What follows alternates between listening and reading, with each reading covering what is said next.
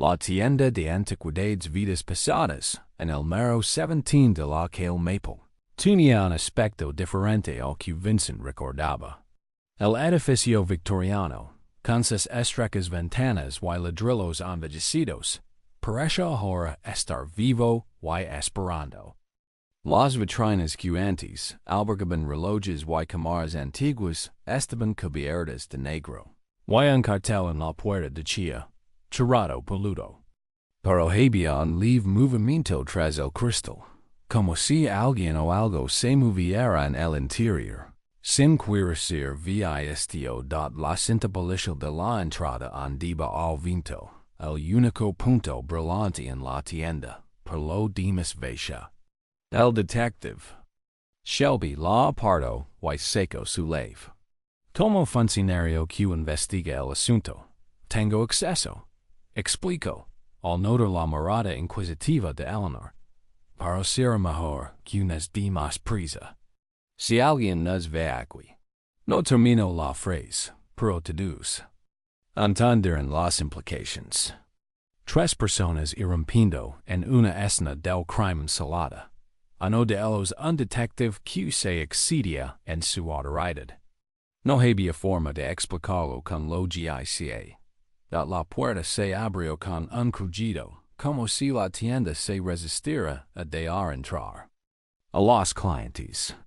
El interior olía a papel viejo, cera para madera y algo más.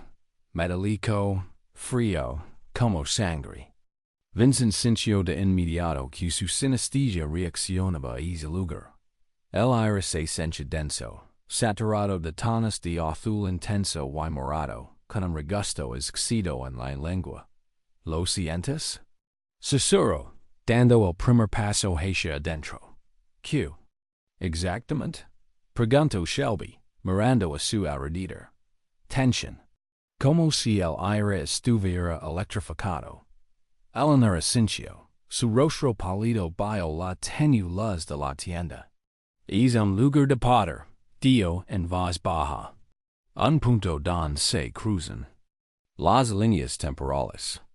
Hoffman escribió sobre lugares como este. Posen una energía especial, que potencia los efectos de sus experimentos. Recorrieron la sala principal, donde las vitrinas antiguas permanecen intactas, cubiertas por una fina capa de polvo, como si el tiempo se hubiera ralentizado desde la muerte del dueño. Vincent lavaba una caja metálica que contenía un negativo que ahora vibraba y hacía tic-tac como una bomba de relojería. Las vibraciones se intensificaban a medida que se adentraban en la tienda. Por aquí, señaló Shelby hacia una puerta al fondo de la sala. Esta debe ser la oficina de Drayton. El lugar donde lo encontraron. La puerta estaba abierta. Reveló una pequeña habitación amueblada con elegancia victoriana. Un enorme escritorio de madera oscura, estanterías que van del suelo al techo, y una silla antigua con tapicería de cuero desgastado. Fotografías enmarcadas colgaban de las paredes, antiguas instantáneas de Ravenwood, retratos de personas desconocidas, vistas del pueblo de hace un siglo. Pero eso no fue lo que llamó la atención de Vincent. En el centro de la habitación, sobre una pequeña mesa redonda, había un espejo con marco de plata. Antiguo, con una amalgama deslastrada, parece no solo un objeto de decoración, sino un portal a otra dimensión. Y su superficie no reflejaba la habitación, sino algo más. Borroso, confuso, como una vista a través de agua turbia. No lo mires, dijo Eleanor bruscamente al ver a Vincent acercarse al espejo. Ana Clark vio el futuro en los reflejos. Y eso la mató, pero era demasiado tarde. Vincent ya se había mirado al espejo y se quedó paralizado, incapaz de apretar la mirada. En el reflejo no se vio a sí mismo, sino un pasillo largo, tenuamente iluminado, con puertas a ambos lados. El Pasillo del Hospital Psiquiátrico Ravenwood. Tal como había sido hacia más de un siglo. Y por ese pasillo caminaba una mujer joven, de cabello largo y oscuro, vestida con una sencilla bata gris de paciente. Su rostro reflejaba una extraña calma, casi paz, pero sus ojos estaban llenos de una tristeza tan antigua que Vincent sintió que se le encogía el corazón. Ana, susurró, sin darse cuenta de que lo decía en voz alta la mujer. Del reflejo se detuvo, como si hubiera oído su voz. Giró la cabeza y sus miradas se encontraron, a través del tiempo, del espacio, en la frontera entre los mundos. Sus labios se curvaron en una leve sonrisa y dio algo, en silencio, pero de alguna manera Vincent lo entendió. Encuentram. Y entonces el reflejo cambió. Ya no era el pasillo de Ravenwood lo que se veía en el espejo, sino la habitación en la que se encontraban, pero en un momento diferente. Michael Drayton estaba sentado a la mesa, inclinado sobre un documento. Su rostro estaba tenso, concentrado. Estaba escribiendo algo, mirando de vez en cuando una vieja fotografía junto a él. El retrato de una mujer que se parece mucho a la que Vincent había visto en el pasillo de Ravenwood. De repente, Drayton levantó la vista, como si hubiera oído un sonido. Su mirada se dirigió al espejo, el mismo a través del que Vincent lo había estado observando. Y en ese instante, su expresión cambió de concentración a horror. Vio algo en el reflejo. Algo que lo hizo estremecer, se agarró el corazón y cayó. Vincent quiso darse la vuelta, pero no pudo. El espejo lo retenía, no lo soltaba, mostrando al momento de la muerte de Michael Drayton una y otra vez, como una película en bucle. Y con cada repetición, Vincent percibía nuevos detalles, una sombra que había parpadeado detrás de Drayton. Un extraño brillo que emanaba de la fotografía sobre la mesa. Una mirada no solo de horror, sino de reconocimiento. En los ojos del antiquario, como si hubiera visto a alguien inesperado. Vincent. La voz de Eleanor rompió el estupor hipnótico. Lo agarró del hombro y lo apartó del espejo. No Myers. Te está absorbiendo. Parpadeó, intentando volver a la realidad. La habitación a su alrededor parece oscura, pálida comparada con el brillo de las visiones en el espejo. Empezó, pero se le quebró la voz. Va morir Drayton. Y algo más. Ana Clark. Ella que era que la encontramos. Shelby. Que había estado mirando alrededor de la oficina todo el tiempo. Se acercó a ellos sosteniendo una carpeta de documentos en sus manos. Encontra esto escondido bajo una tabla del suelo, dijo. Drayton. Estaba investigando. Sabía de su conexión con Ana Clark. Sabía de los experimentos de Hoffman. Y parece que buscaba un negativo. Abrió la carpeta y reveló su contenido. Fotografías antiguas, recortes de periódico, mapas genealógicos, notas escritas a mano por Drayton. Una de las fotografías era de la misma mujer que Vincent había visto en el espejo. Ana Clark, la primera víctima de los experimentos de Hoffman. No solo buscaba negatividad, dijo Eleanor, estudiando las notas. Buscaba la manera de determinar lo que Hoffman empezó. Restablecer el equilibrio en las líneas temporales. ¿Y qué encontró? Preguntó Vincent. Eleanor pasó unas cuantas páginas. El ritual respondió en voz baja. El que Wellington mencionó. Pero con añadidos que no estaban en el diario. Drayton encontró algo más. Una fuente que no tenía amistad sino un diagrama dibujado en una de las joyas. un círculo con un punto en el centro, rodeado de símbolos que recordaban a los talados en la tapa de la caja de madera que contenía. El negativo. Estas son instrucciones. Dio. Cómo realizar un ritual que cerrara la brecha entre las líneas temporales. Para requerir tres elementos. Negatividad, la sangre de los descendientes y hizo una pausa, mirando las notas. Why? Q? Preguntó Shelby con impaciencia. Why un sacrificio? Terminó Eleanor, levantando la vista. Un sacrificio voluntario de uno de los descendientes. Alguien tiene que ocupar el lugar de Hoffman entre las líneas temporales para que los demás puedan volver a la vida normal. La sala quedó en silencio. Todos sabían lo que esto significaba. Uno de ellos debía sacrificarse para detener el ciclo de muerte, para cerrar la brecha que se había abierto hace más de un siglo. Loher, dio Vincent tras una larga pausa. Soy descendiente de Hoffman. Es mi responsabilidad. No. Eleanor negó con la cabeza. No sabemos con certeza si eres su descendiente. Y aunque lo fueras, eso no te hace responsable de sus errores. Entonces Loher, dio Shelby. Soy detective. Mi trabajo es proteger a la gente. Nadie se sacrificará. Dio Eleanor con firmeza. Debe haber otra manera. Drayton ha encontrado algo que no estaba en el diario de Wellington. Debemos averiguar qué es dad. Ella continuó estudiando las notas, y Vincent volvió a mirarse al espejo.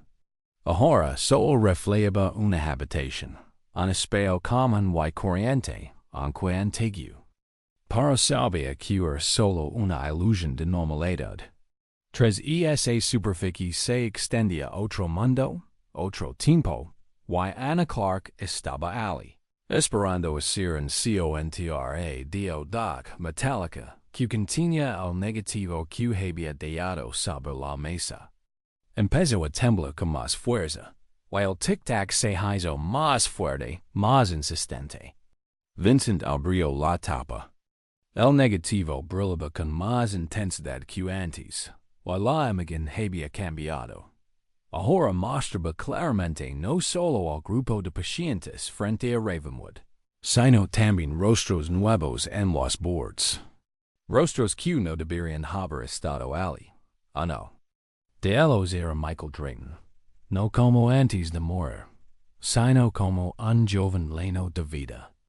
Junto a él estaba el rostro de Gerald Pierce, el conserje del museo. Y luego el de Julian Reed, miembro de la Sociedad Cronos. Los tres miraban directamente a la cámara, con los ojos linos de una extraña calma, casi de paz. La misma calma que Vincent había visto en los ojos de Anna Clark en el espejo. Y había otro rostro borroso, que apenas comenzaba a emerger. Un rostro que Vincent reconoció con horror escalofriante. Era su propia cara. Eleanor, l'amo, sin apartar la vista del negativo. Mirad ella se acercó, y se quedó congelada al ver los cambios en la placa fotográfica. Se está acelerando. Susurro. El proceso de manifestación. Y eres el siguiente. ¿Qué significa esto? Preguntó Shelby, acercándose. ¿Morirá como los demás? No necesariamente. Eleanor negó con la cabeza. El negativo muestra los puntos donde las líneas temporales se cruzan. Los momentos en que el destino de una persona puede cambiar. Para Drayton, Pierce y Reed, estos puntos fueron el final de su viaje. Para Vincent. Dudo, para Vincent podría ser algo más. ¿Con qué? Preguntó Vincent, sintiendo el corazón lateral con fuerza en el pecho. La transición, respondió Eleanor en voz baja. Lo que le pasó a Hoffman. No murió, se fue a otro estado, a otra línea temporal. Like a ti lo sigas. Vincent miró su rostro, que emergía en negativo.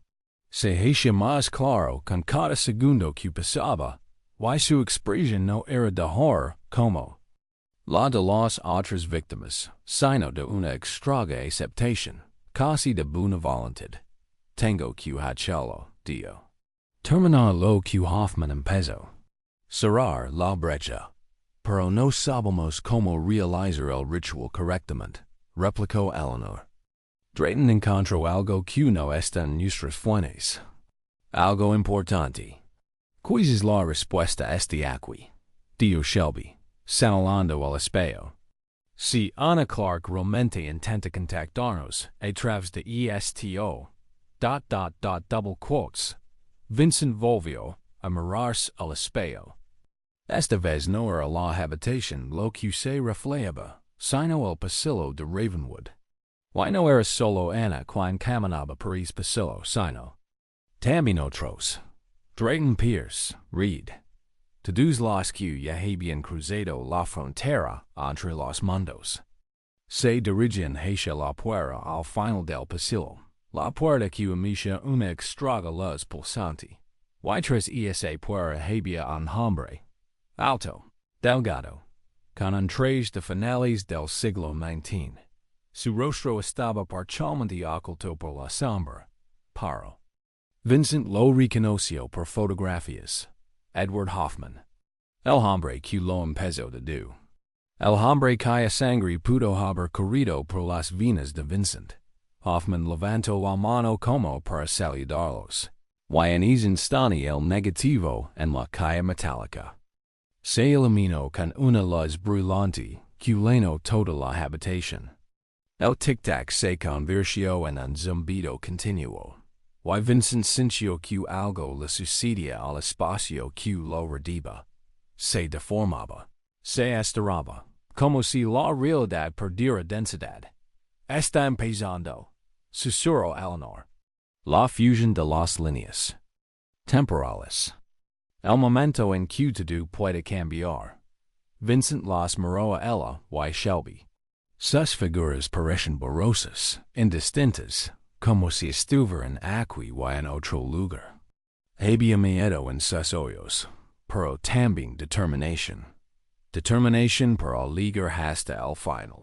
Quest lo que quest. ¿Qué debemos hacer? Preguntó Shelby con una voz extraña, como si viniera de muy lejos.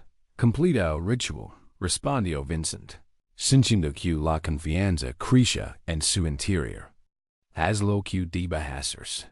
Secó el negativo de la caja, ignorando el calor que emanaba. La luz emitida por la placa fotográfica se volvió en más brillante, casi insoportable para los ojos. Vincent acercó el negativo al espejo, y ambas superficies parecieron extenderse. El cristal del espejo comenzó a ondularse, como agua en la que se hubiera vertido una piedra. Vincent, espera, gritó Eleanor, pero su voz apenas se oía por encima del zumbido que llenaba la habitación. Toca el negativo con la superficie del espejo, y el mundo a su alrededor explotó con luz y sonido. Lo último que Vincent vio antes de perder el conocimiento fue el rostro de Anna Clark sonriendo desde el fondo del espejo, y la figura de Edward Hoffman, extendiendo la mano como invitándolo a seguirlo. Y entonces llegó la oscuridad. Cuando Vincent abrió los ojos, ya no estaba en la oficina de Michael Drayton. Estaba de pie en el pasillo de Ravenwood, el mismo que había visto en el espejo. Paredes de madera oscura, lámparas tenues, puertas a ambos lados. Y silencio, un silencio profundo y absoluto, roto solo por el sonido de su propia respiración. Estaba solo. En Eleanor, en Shelby, ni otras figuras que había visto en el reflejo. Solo un pasillo vacío que se extendía en ambas direcciones.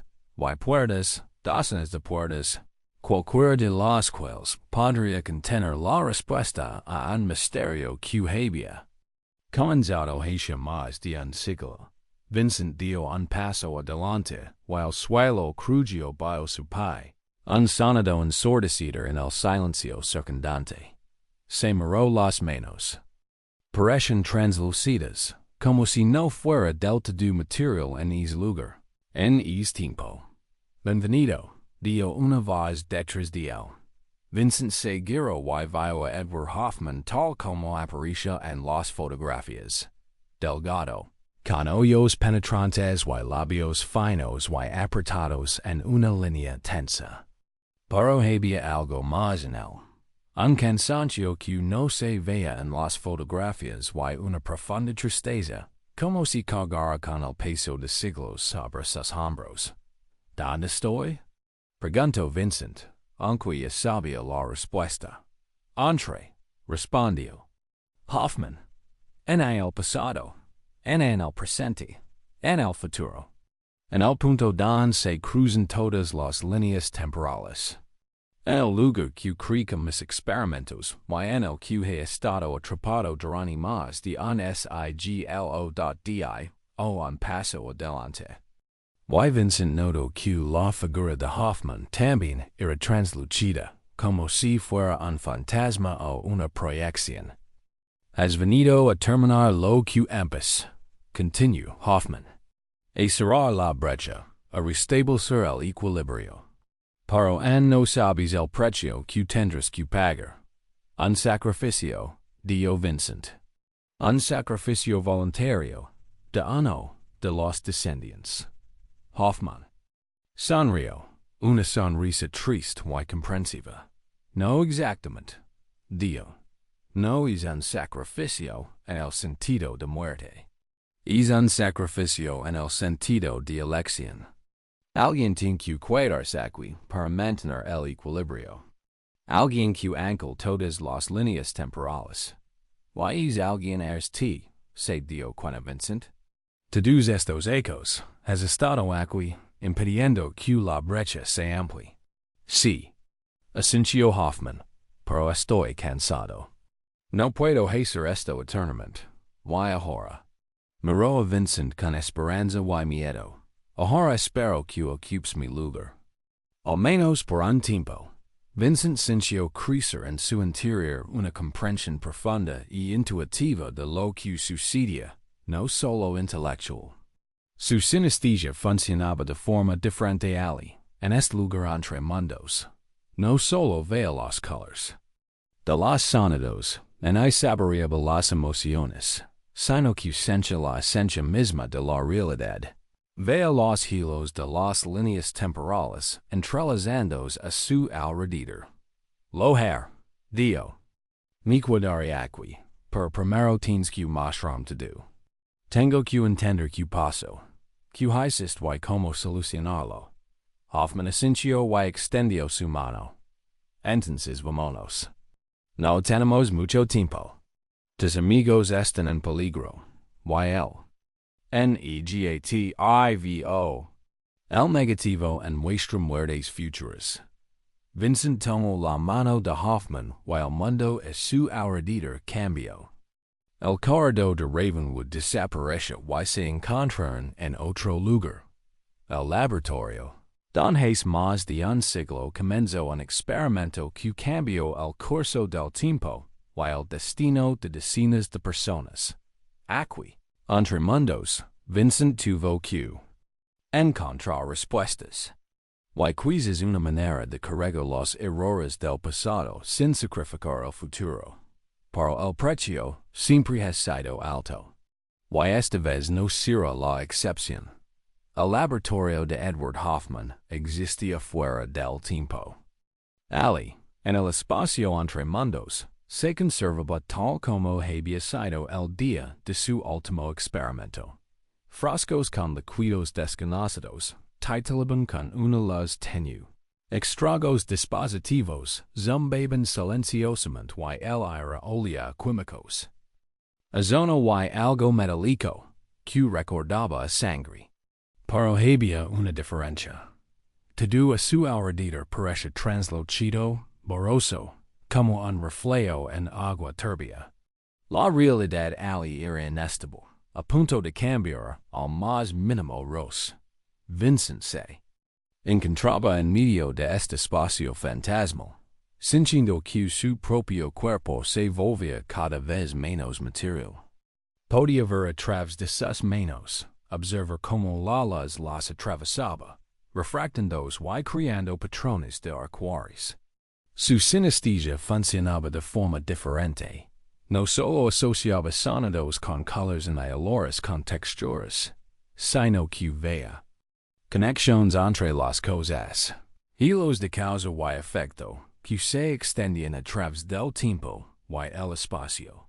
Edward Hoffman se movía por el laboratorio, con la seguridad de quien había pasado una eternidad allí. Su figura se volvió más nítida, casi tangible, y luego se desvaneció en una silueta translucida. Era el ancla de este lugar, su guardián y su prisionero a la vez. Empezó como una búsqueda de la verdad, dijo Hoffman, señalando la mesa central donde estaba la cámara, una versión más nueva y brillante del dispositivo que habían visto en Ravenwood. Quería comprender la naturaleza del tiempo, la naturaleza de la conciencia. Creía que la fotografía podía capturar más de lo que el ojo humano podía ver, que podía capturar el alma misma, la esencia misma de un momento, camino hacia la pared don colgaban docenas de fotografías, retratos de pacientes de Ravenwood, cada uno con el mismo símbolo, un círculo con un punto en el centro, pintado en sus frentes. Empezó con experimentos sencillos, exposiciones prolongadas, emulsions especiales, intentos de capturar el aura, como la llamaban los tísifos. Y lograr ciertos resultados. En algunas imágenes aparecen extraños brillos y distorsiones, que no se podían explicar con la aplicación en el dot su voz sonaba distante, como si no estuviera hablando de su propia vida, sino de algo que había leído en un libro. Entonces conocía a Anna Clark. Era especial. No solo una paciente con histeria, sino alguien que realmente podía ver lo que se ocultaba las demás. Veía líneas temporales, hilos del destino que se extendían por el pasado, el presente y el futuro. Los veía en reflejos, en espejos, en agua, en cristal. Y pensé, hizo una pausa, con el rostro contrito por el dolor del recuerdo. Pensé que podía usar su don para crear una fotografía que mostrara no solo el presente, sino también el futuro. Una fotografía que fuera una ventana a otras líneas temporales. Vincent se acercó a la mesa con la cámara, sintiendo una extraña pulsación proveniente del dispositivo, no física, sino mental, como si la cámara fuera un ser vivo que lo observaba. Usaste su sangre. Deo, sin preguntar, sino afirmando. Sí. Asintió Hoffman. Creía que el vínculo biológico amplificaría el efecto. Que su capacidad de ver líneas temporales se transferiría a la placa fotográfica. Y tenía razón.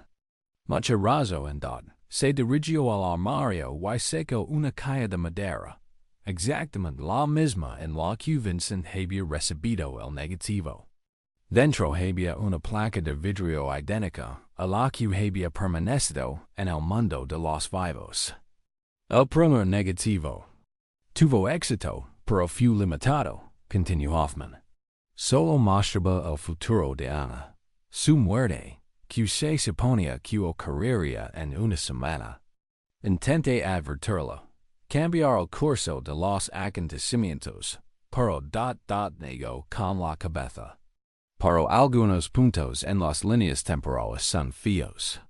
No se pueden cambiar sin consecuencias. El murió, dijo Vincent. Sí, pero no como. Debía, respondió Hoffman. Debería haber muerto de enfermedad, en silencio, mientras dormía. En cambio, su voz se quebró. Se veía reflejada en el espejo, la anciana que nunca debió ser. Y su corazón se desplomó. Murió de miedo a su propio futuro. Cerró la calle y la devolvió a su lugar. Tras su muerte, continuó mis experimentos. Usé la sangre de otros pacientes, especialmente de aquellos que mostraban habilidades psíquicas. Creé una serie de negativos. Cada uno más sensible a las líneas temporales. Y finalmente, el séptimo negativo. El que tienen a hartos amigos. ¿Qué tiene de especial? Preguntó Vincent. No solo muestra el futuro, respondió Hoffman. Creé una conexión entre líneas temporales. Se convierte en un punto a través del cual no solo se puede ver, sino también influir. Cambiar destinos, reescribir la historia. Se acercó a un extraño dispositivo en el centro del laboratorio, algo entre un instrumento astronómico y un mecanismo de relojería. En el centro del dispositivo había un marco vacío con la forma exacta de un negativo. Esta es la clave, dijo Hoffman. El dispositivo que creé para activar lo negativo, para abrir la puerta entre los mundos. Y lo usaste, se dio cuenta Vincent. El día que desapareciste. Sí, asintió Hoffman. Quería corregir mi error. Traer de vuelta a Ana. Cambiar su destino. Quería entender cómo funcionaban las líneas temporales, que podía manipularlas sin consecuencias. Para mi equivoque, señaló. Un símbolo, un círculo, con un punto en el centro, grabado en el dispositivo. El símbolo no es solo un ancla, como pensantes, es una advertencia. El círculo es la frontera entre mundos, el punto es un passage. Para es passage de cerrarse. Sellers. De lo contrario. Señalo el espacio con la mano. De lo contrario, esto sucede. La realidad se distorsiona. Las líneas temporales se entrelazan, creando bucles y paradojas. Vincent comenzó a comprender la magnitud de la catástrofe que Hoffman había causado sin querer. No se trataba solo de unas pocas muertes, nada de extrañas coincidencias, sino de una alteración fundamental del tejido del tiempo, cuyos efectos se extenderían por siglos. Cuando activó el dispositivo, continuó Hoffman, sucedió algo inesperado. En lugar de cambiar el pasado, creé este lugar. Un espacio entre líneas temporales, donde todas las posibilidades existen simultáneamente. Y estoy atrapado aquí, en vivo en muerto, viendo cómo mis acciones afectan al mundo que dije atrás. Pero, no estabas aquí solo, dijo Vincent, recordando las figuras que había visto en el espejo. Ana, Drayton, Pierce, Reed. Todos están aquí. Sí, asintió Hoffman. Todos los que estuvieron conectados con lo negativo. Todos aquellos cuyas líneas temporales fueron distorsionadas por mis experimentos. Existen aquí, en este espacio intermedio. No como fantasmas, sino como posibilidades. Versiones de sí mismos que podrían haber existido si su destino no hubiera cambiado. Camino hacia la ventana. No una ventana común, sino una extraña abertura en la pared que revelaba no un paisage sino un caleidoscopio de imágenes. Ravenwood a través de los siglos, la casa en Maple Street, el laboratorio Nexus, el apartamento de Vincent, la oficina de Drayton. Todos los lugares asociados con la historia de la negatividad, existiendo simultáneamente. He estado observando esto durante décadas, dijo Hoffman. He visto a la sociedad Cronos tergiversar mis teorías, intentar usar lo negativo para sus propios fines. He visto a los descendientes de quienes participaron en mis experimentos verse envueltos en esta historia. Y he estado esperando a que apareciera alguien que pudiera entender lo que estaba sucediendo. Alguien que pudiera terminar lo que empezó. Se volvió hacia Vincent. Sus ojos brillaban con una luz extraña, nada humana. Y entonces te encontré. Un descendiente de mi sangre, con el mismo don que yo. La capacidad de ver conexiones que otros no notan. La sinestesia, que es mucho más que una simple peculiaridad neurológica. Es la capacidad de percibir la esencia misma de la realidad, de ver los hilos que conectan todo. Vincent sintió que algo dentro de él resonaba con las palabras de Hoffman. Una comprensión profunda e intuitiva que siempre había estado con él, pero que nunca había reconocido por completo. Te envío el negativo, continuó Hoffman. Usé lo último que me quedaba de influencia en el mundo material para enviártelo. Y ahora estás aquí.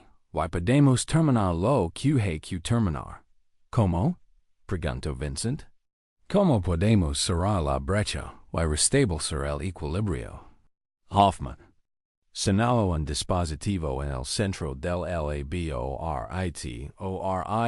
el negativo debe colocarse aquí, en este dispositivo. Para no como lo hicienes.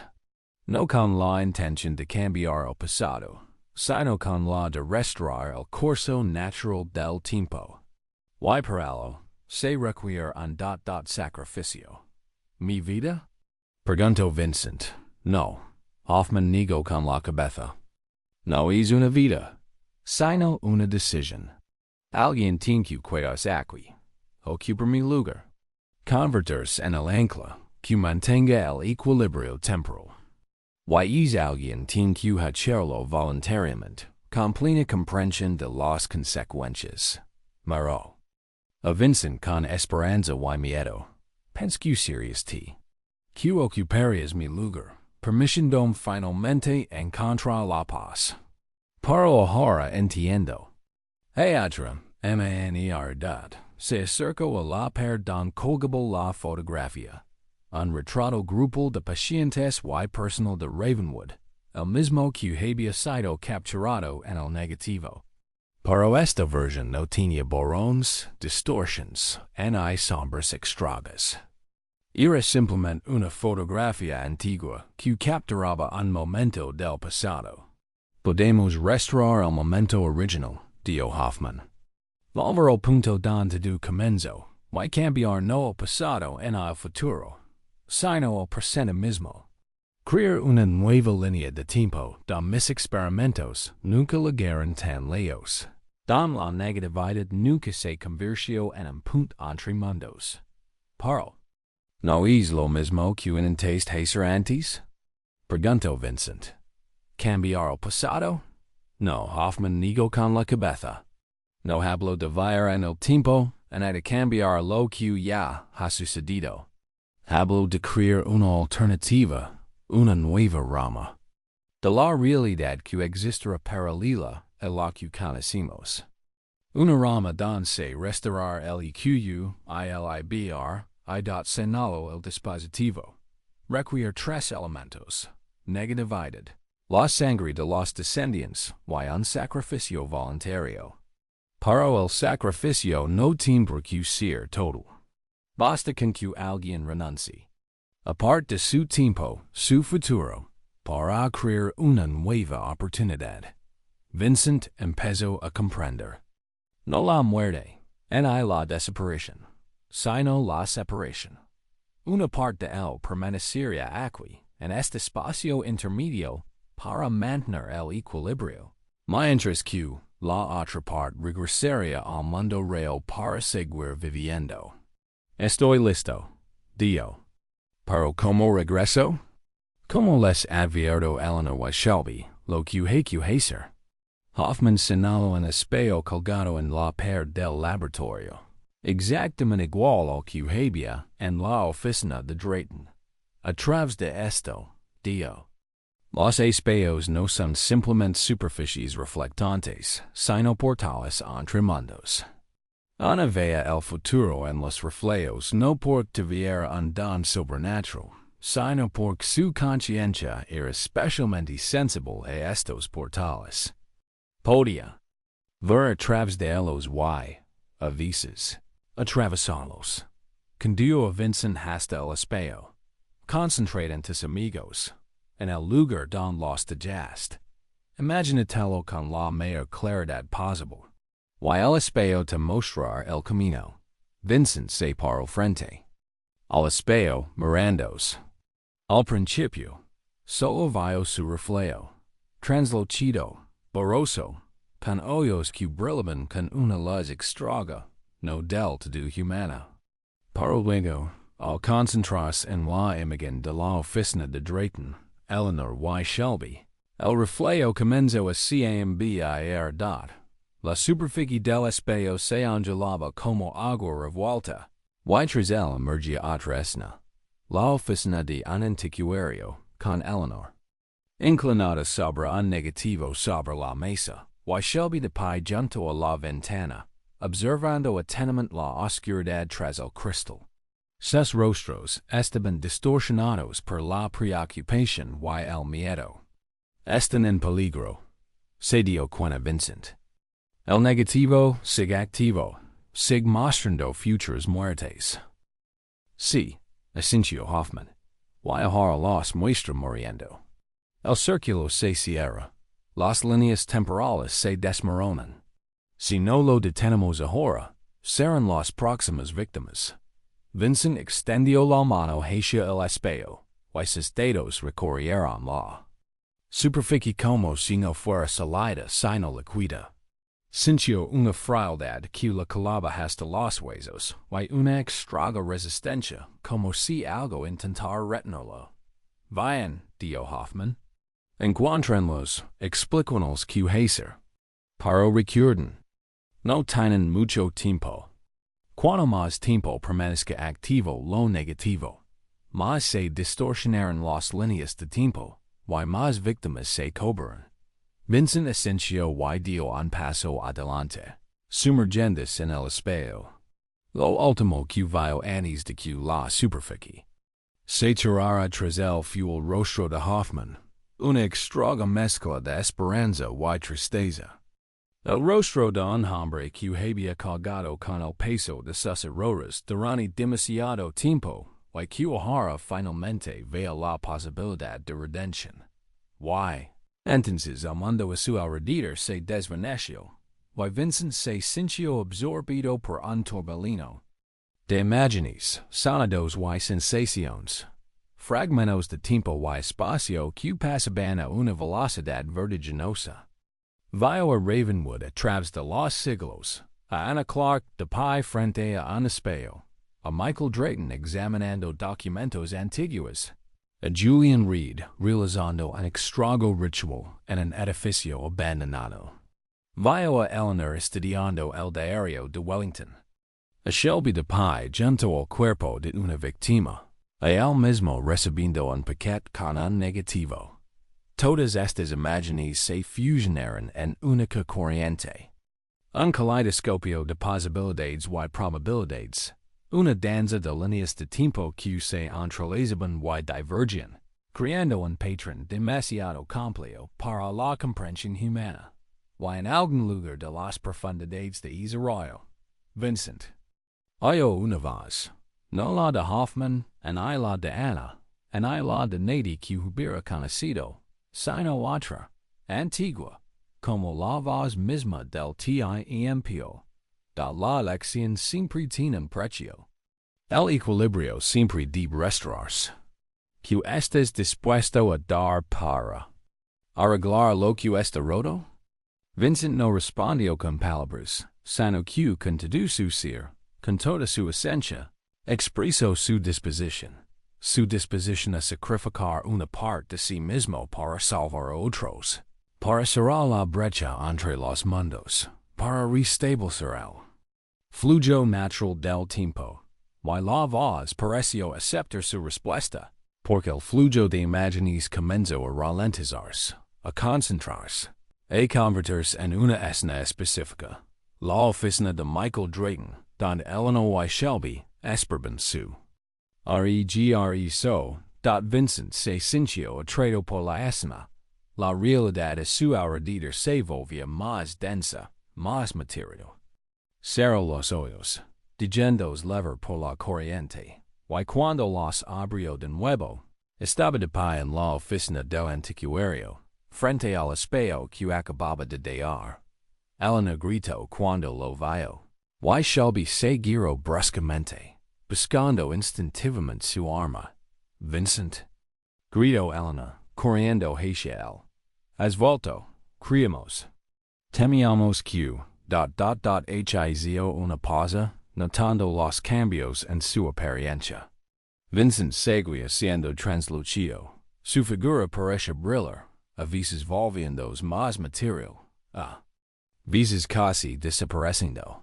Y sus ojos brillaban con la misma luz extraña que los ojos de Hoffman en el espacio intermedio. ¿Qué te pasó? Preguntó Shelby, acercándose. ¿Dónde estabas? Entre, respondió Vincent, y su voz sonó extraña, como un eco, como si varias voces hablaran a la vez. En el punto donde se cruzan todas las líneas temporales. Y lo conocí, Edward Hoffman. El hombre que lo empezó todo. Miró el negativo sobre la mesa. Ahora lo ve de otra manera, no solo como una vieja placa fotográfica, sino como un nudo viviente de líneas temporales, como un portal entre mundos, como la clave para restablecer el equilibrio. Debemos completar el ritual, Dio. Cerrar la brecha, restaurar el flujo natural del tiempo.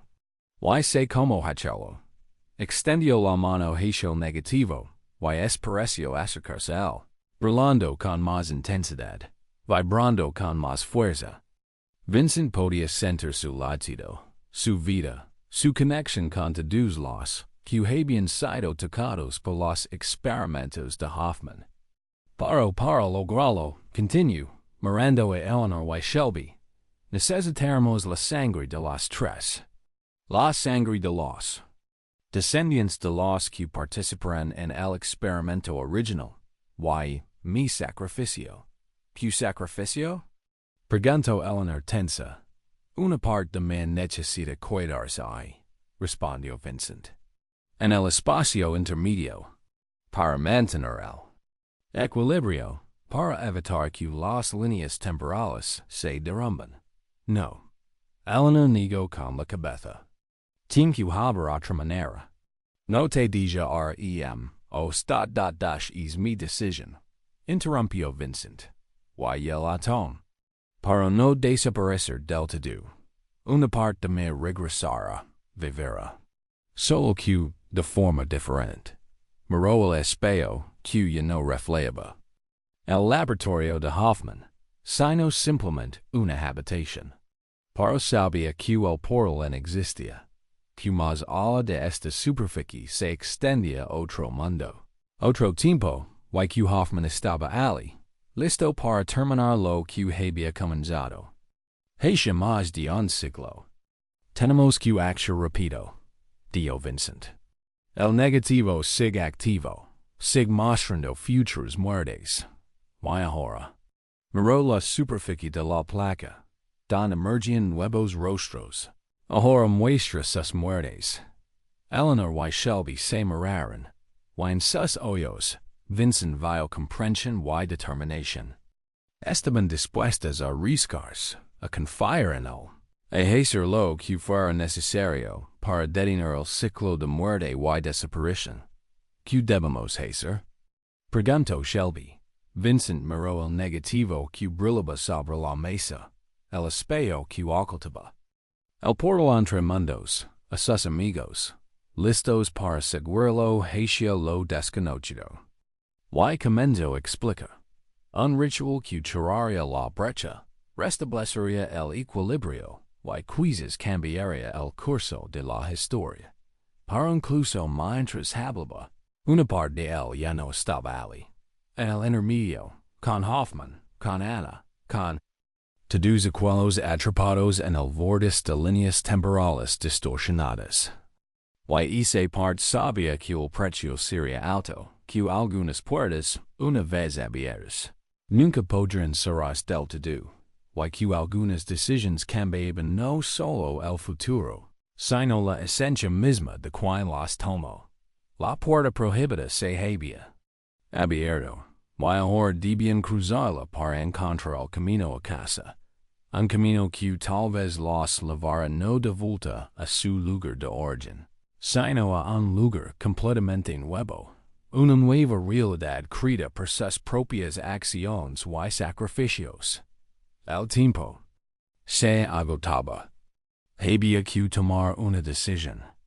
Y había que pagar un precio. La noche sobre la ciudad se hizo más densa, como si el tiempo mismo se hubiera ralentizado, dando una última oportunidad para cambiar lo que parecía inevitable. En la oficina de Michael Drayton, el aire se volvió tan denso que cada respiración requería esfuerzo. El negativo en su escritorio leía con más fuerza. Su resplandor tenía las paredes de fantasmales tonos azules y morados, y el tic-tac se convirtió en un zumbido constante. Como si miles de relojes contaran los últimos segundos antes del fin del mundo. Vincent permanecía en el centro de la habitación. Su figura translucida parpadeaba, a veces casi desapareciendo, a veces volviéndose más material. Sus ojos, brillando con una luz inhumana, reflejaban el conocimiento adquirido en el espacio intermedio. Un conocimiento demasiado pesado para la conciencia ordinaria. El ritual de realizarse con precisión. Dio, con una voz extraña, como un eco, como si varias voces hablaran a la vez. El más mínimo error podría distorsionar aún más las líneas temporales. Eleanor extendió una hoja grande de papel en el suelo, y empezó a dibujar símbolos, un círculo con un punto en el centro, rodeado de extrañas marcas que recordaban a las taladas en la tapa de la caja de madera que contenía el negativo. Sus manos se movían con seguridad, como si lo hubiera hecho 1000 veces, cuando en realidad simplemente seguía las instrucciones del diario de Drayton. ¿Es correcto? Preguntó terminando el dibujo. Vincent asintió, mirando los símbolos con una extraña mezcla de reconocimiento y alienación. Sí. Es un ancla. Un punto a través del cual podemos estabilizar las líneas temporales. Mientras tanto, Shelby colocaba velas alrededor del perímetro del círculo. 7 velas, una por uno de los experimentos de Hoffman. Cada una hecha con la cera especial encontrada en el escondite de Drayton. ¿De verdad funcionará? Preguntó el detective, con su escepticismo en conflicto con la esperanza desesperada. Todo esto, las velas, los símbolos, la sangre, suena más a brujería medieval que a ciencia. La línea entre la ciencia y lo que está más allá es más delgada de lo que creemos, respondió Vincent. Hoffman era científico, pero también comprendía el poder de los símbolos, los rituales y la fe. Creó un sistema que funciona no en contra de las leyes de la física, sino gracias a ellas. Entrelazamiento cuántico, no localidad, universos múltiples. Lo que percibimos como misticismo puede ser simplemente ciencia que no comprendemos. Se acercó a la mesa donde estaba el negativo y lo recogió con cuidado. Ahora que su estado estaba más cerca del espacio intersticial que del mundo material, podía sostener la placa fotográfica sin sentir el calor que emanaba.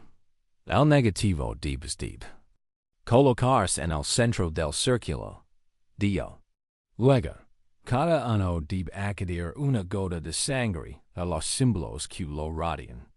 Y luego, hizo una pausa, como si dudara en decir lo siguiente. ¿Y luego qué? Preguntó Eleanor con la voz temblorosa por la tensión. y entonces debo convertirme en guía, respondió Vincent en voz baja. Un entre mundos. Una parte me permanecerá aquí contigo, para otra parte se hará el espacio intermedio para mantener el equilibrio. No. Eleanor negó con la cabeza. Tin que haber otra manera. No podemos dejar que te sacrifiques. No es un sacrificio, replicó Vincent. Es una transformación. No moriré. No desaparecer por completo. Simplemente me convertir en algo más. Algo más que un simple humano dot. La miró con una ternura que parece extraña en su rostro cambiado. Eleanor. Ya, he comenzado esta transición. Desde el momento en que recibí el negativo, mi destino quedó ligado a él. Mi sinestesia, mi conexión sanguínea con Hoffman, todo me condujo a este momento. Y lo acepto. Acepto mi papel en esta historia. Shelby, habiendo terminado de colocar las velas, se acercó a ellos. Si Vincent tiene razón, y esta es la única manera de detener el ciclo de la muerte, debemos confiar en él. Dio, volviéndose hacia Eleanor. He visto demasiadas cosas inexplicables en los últimos días como para dudarlo ahora. Eleanor los miró a ambos un rato, con los ojos brillantes de lágrimas contenidas. Finalmente asintió. De acuerdo. Pero quiero que sepas, Vincent, su voz se volvió más firme. Que no te abandonaremos. Pase lo que pase, encontraremos la manera de ayudarte a regresar por completo. Vincent sonrió, una sonrisa extraña. No del todo humana. Lo sé. Y me da la fuerza para hacer lo que hay que hacer. Coloco cuidadosamente el negativo en el centro del círculo de beado. La placa fotográfica parece haber tomado forma. Su brillo se volvió más uniforme y sereno, y el zumbido más silencioso y melódico. Enciende las velas, dijo Vincent.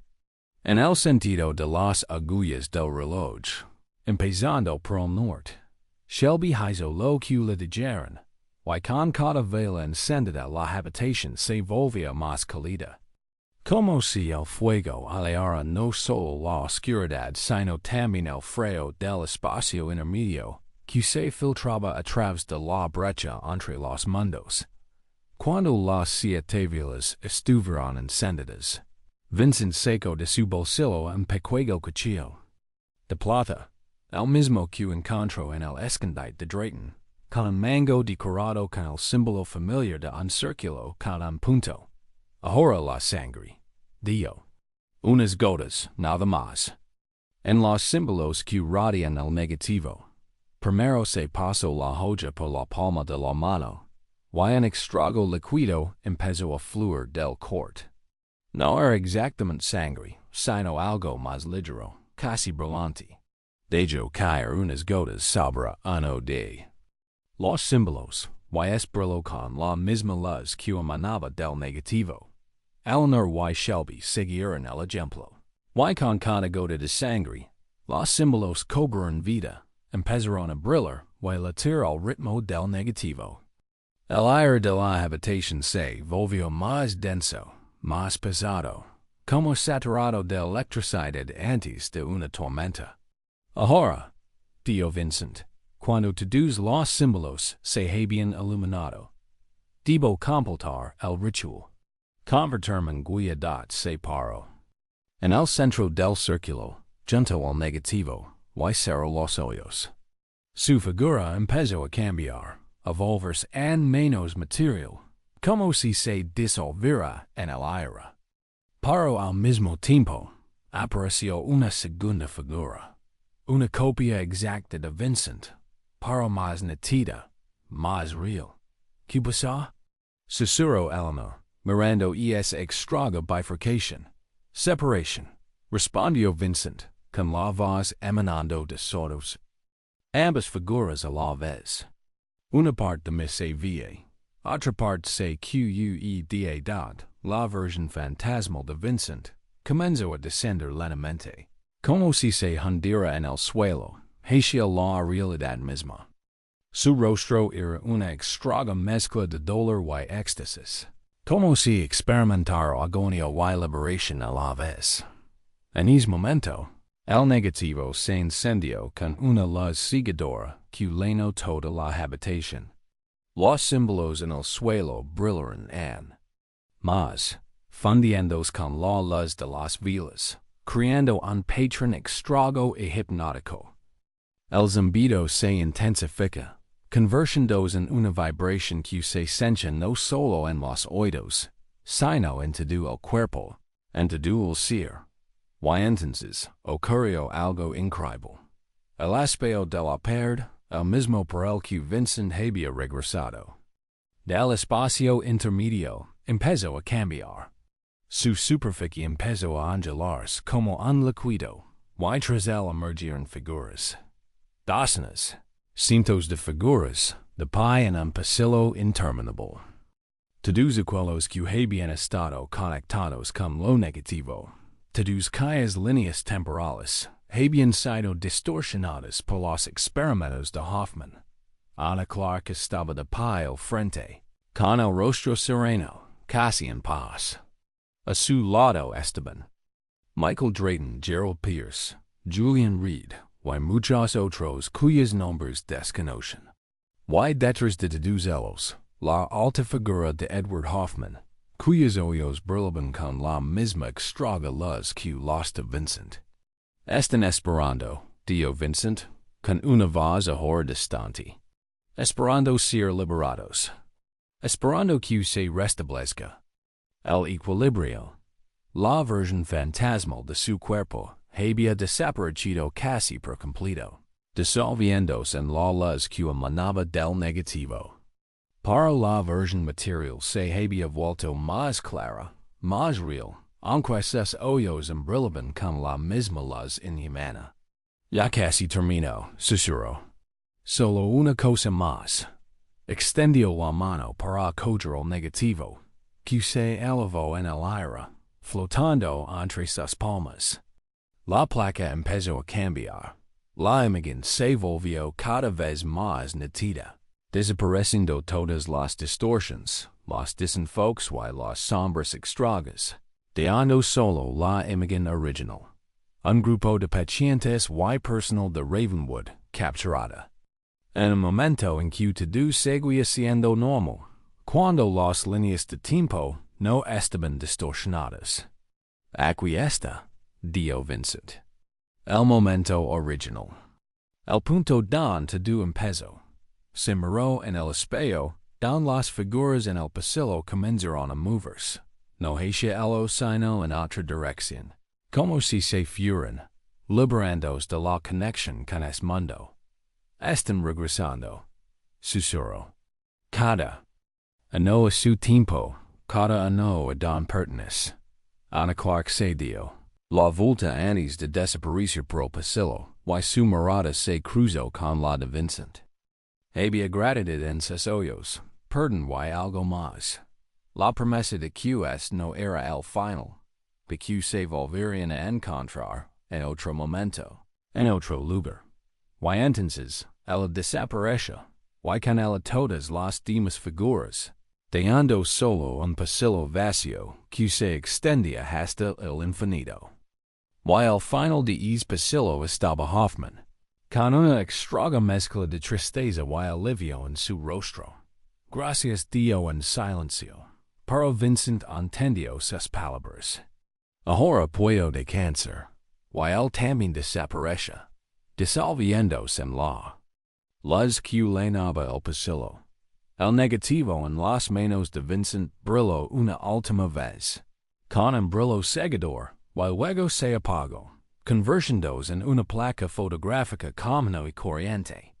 Los símbolos del suelo dejaron de brillar, las velas se apagaron una a una, y la habitación quedó sumida en una penumbra, rota solo por la tenue luz de las farolas que entraban por la ventana.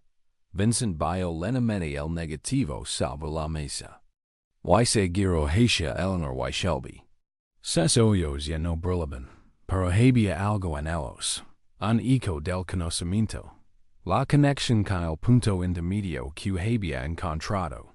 Se acabó, Dio, con la voz casi normal, aunque aún se oyen ecos de otras voces. Se ha restablecido el equilibrio. Las líneas temporales han vuelto a su estado natural. YT. Preguntó Eleanor, dando un paso hacia él. ¿Qué te pasó? Vincent se miró las manos. Eran materiales, reales, pero sintió que algo había cambiado. No solo su apariencia, sino su esencia, su percepción del mundo. Me. Davide respondió. Tras una pausa. Una parte me se quedó allí, en el espacio intermedio, para mantener el equilibrio. Para la mayor parte, regreso aquí, a ti. Sonrió. Una sonrisa casi normal, humana, aunque todavía había algo diferente en ella. Algo que no pertenece del todo a este mundo. Sigo siendo yo. Pero más. Veo cosas que antes no veía. Siento. Conexiones que estaban ocultas. Mi sinestesia. Ha evolucionado. Se ha convertido en algo más dad. Se acercó al espejo. Que ahora solo reflejaba la habitación, while los tres ali de pie. Pero Vincent sabía que tras esa superficie en existía otro mundo. Otro tiempo, y una parte de él siempre estaría conectada con él. Puedo ver las líneas de tiempo. Dio en voz baja. Veo cómo se entrelazan, cómo creen el patrón de la realidad. YPU y Dio. Influir en ellas. No cambiar el pasado ni el futuro, sino guiar, corregir, sanar. Se volvió hacia Eleanor y Shelby con rostro serio, pero esta habilidad con leve responsabilidad. Debo ser cuidadoso. Debo usarla sabiamente. De lo contrario, corro el riesgo de crear nuevas distorsiones, nuevas brechas. Entre mundos, Shelby se acercó a la mesa y recogió el negativo. Ya no era más que una vieja placa fotográfica, sin brillo, sin pulso, sin tic-tac. Solo un artefacto del pasado, capturando un momento ya lejano. ¿Qué hacemos con esto? Pregunto. ¿Destruirlo? No. Dio Vincent negando con la cabeza. El negativo ya no es peligroso. Cumplió su propósito, se convirtió en un punto. Entre mundos, y ahora, es solo una fotografía. Pero debemos preservarla como recordatorio.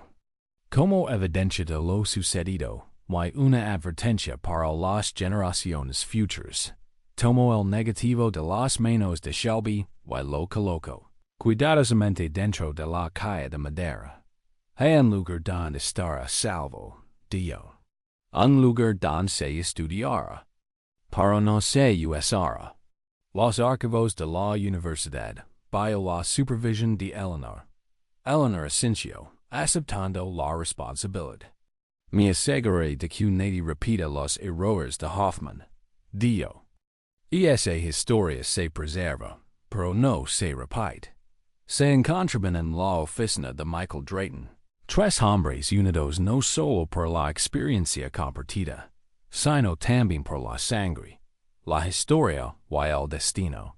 Tres descendientes de quienes participaron en los experimentos de Hoffman, y que ahora habían completado lo que se había iniciado hacia más de un siglo. ¿Y ahora qué? Preguntó Shelby tras un largo silencio. Simplemente, volvemos a la normalidad. Después de todo lo que hemos visto, de todo lo que hemos pasado, normal, repitió Vincent pensativo. No creo que exista una vida normal para nosotros en el sentido antiguo. Hemos visto demasiado, sabemos demasiado. Cruzamos la frontera entre mundos y regresamos. Eso cambia a la personalidad. Se acercó a la ventana y contempló la ciudad que se extendía a sus pies. Una ciudad común y corriente, que vivia su vida cotidiana. Agina los secretos que ocultaba, a las líneas temporales que se entrelazaban y divergían, a la brecha entre mundos que casi devoraba toda la existencia. Pero podemos crear una nueva normalidad. Continue. Vivan con este conocimiento, usenlo sabiamente. Son los guardianes de un secreto demasiado peligroso para olvidarlo, pero demasiado importante para revelarlo. Seguro para morarlos, y en sus ojos. Había un destello de ese extragalas que habían visto antes. Un recordatorio de que una parte de él siempre pertenecería a otro mundo, a otro tiempo. Y quizás algún día encontramos a otros, aquellos que, como nosotros, han visto lo que está oculto a la vista de todos. Aquellos que han cruzado la frontera y regresado.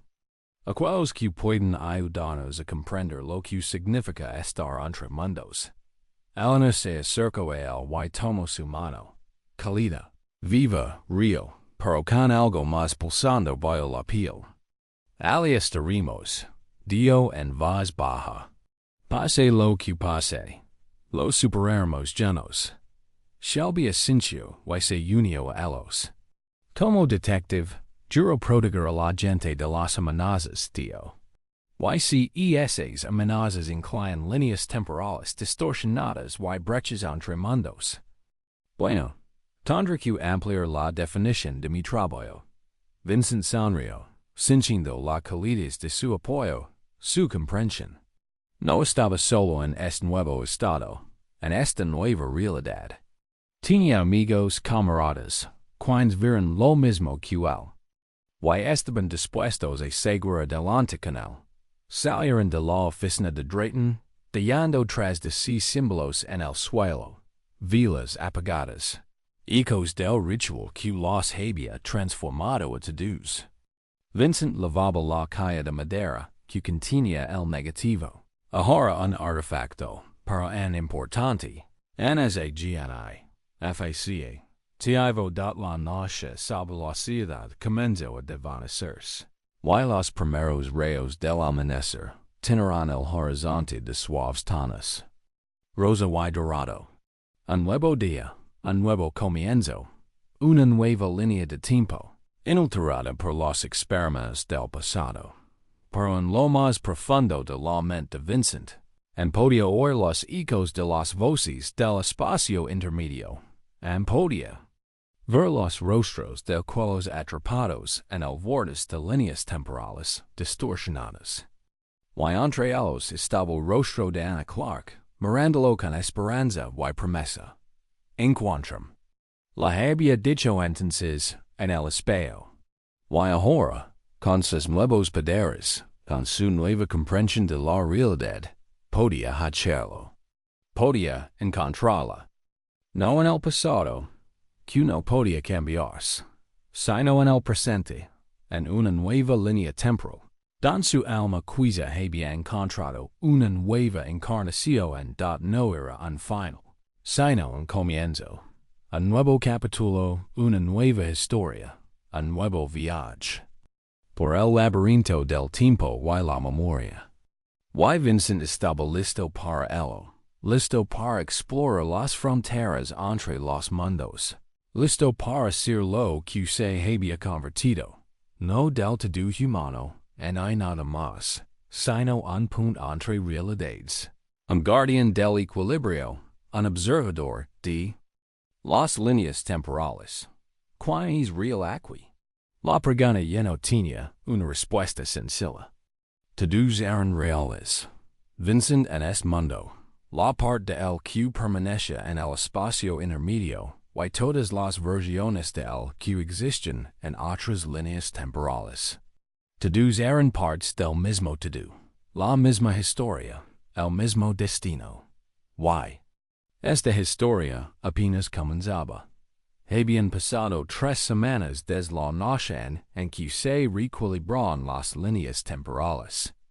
El mundo a su alrededor parece el mismo, las mismas calles, los mismos edificios, la misma gente haciendo sus cosas, sin darse cuenta de lo cerca que habían estado del desastre. Para Vincent Murphy, la realidad había adquirido una nueva dimensión, una nueva profundidad que apenas comenzaba a comprender. Su estudio en una antigua imprenta se convirtió en un refugio, un lugar donde podía explorar sus nuevas habilidades sin miedo a ser visto. Ali, entre fotografías antiguas y herramientas de restauración, aprendió a vivir con lo que se había convertido. Un ser suspendido en el límite entre dos mundos, con su conciencia parcialmente en el espacio intermedio de la mañana comenzó. Como de costumbre, con una taza de té fuerte, y leyendo las noticias. Vincent se sentó junto a la ventana, observando como los primeros rayos de sol tenían la ciudad de tonos dorados y ámbar. Su sinestesia, que siempre había formado parte de su percepción, había evolucionado hacia algo más. Ya no asociaba simplemente sonidos con colores ni olores con texturas, sino que veía conexiones entre las cosas, hilos de causa y efecto. Líneas temporales que se entrelazaban en un complejo tapes de realidad. El timbre sonó, interrumpiendo sus pensamientos. Eleanor Kane estaba allí, con el pelo oscuro recogido en un mono despeinado, sosteniendo una carpeta con papeles en las manos. Buenos días, dio al entrar al taller. Encontré algo interesante en los archivos de la universidad. Vincent sonrió, sintiendo que el corazón se le aceleraba al ver a Eleanor. En esas 3 semanas, su relación había cambiado, se había profundizado. Los conectaban no solo experiencias compartidas, sino algo más. Una comprensión que trascendía el vínculo humano común. ¿Qué exactamente? Preguntó, despejando un espacio en la mesa para sus papeles. Eleanor abrió la carpeta y sacó una fotografía antigua, una instantánea amarillenta de una joven con un vestido de principios del siglo XX. Su rostro estaba serio, pero sus ojos reflejaban una extraña mezcla de tristeza y esperanza. Esta es la hija de Anna Clark, dijo Eleanor. Elizabeth fue adoptada tras la muerte de su madre, y creció sin conocer sus orígenes. Pero a los 20 años empezó a ver cosas extrañas en los espejos, rostros que no existen, acontecimientos que no habían sucedido. Vincent tomó la fotografía, y, en ese instante, su nueva percepción se activó. Vio no solo una imagen, sino toda una historia plasmada en emoción. Vio a Elizabeth de pie frente a un espejo, mirándose en un reflejo que no la mostraba a ella, sino a un pasillo en Ravenwood. La vio escribiendo un diario, registrando sus visiones. La vio conocer a un joven, antepasado de Michael Drayton, y, enamorarse de él, heredó el don de su madre, susurró Vincent. La capacidad de ver a través de los reflejos. Exactamente, asintió Eleanor. Eso es don para descubrir la verdad sobre sus orígenes. Encontró los diarios de Hoffman, encontró el negativo que Arthur Wellington guardaba, y ella. Eleanor guardó silencio, como si no se atreviera a continuar. ¿Ella qué? Preguntó Vincent con insistencia. Intento realizar un ritual similar al nuestro, respondió Eleanor. Intento restablecer el equilibrio, cerrar la brecha entre los mundos. Pero no contaba con todos los elementos necesarios. No tenía descendientes de todos los participantes del experimento original. Un conductor capaz de conectar las realidades. Sacó otro documento de la carpeta. Una página amarillenta de un diario, escrita a mano con letra pequeña y pulcra. Esta es la última entrada de su diario, fechada en 1923. Después de eso, desapareció. Nombre murió, no se few, sino que desapareça. Nadie la volvió a ver, nadie supo que le sucedió. Vincent comenzó a leer la entrada. Y las palabras parecieron cobrar vida ante sus ojos, transformándolos en imágenes, en escenas del pasado. Hoy lo entender una última vez. El negativo está activo. Los símbolos están dibujados. Las vilas están listas. Sé que me estoy arriesgando.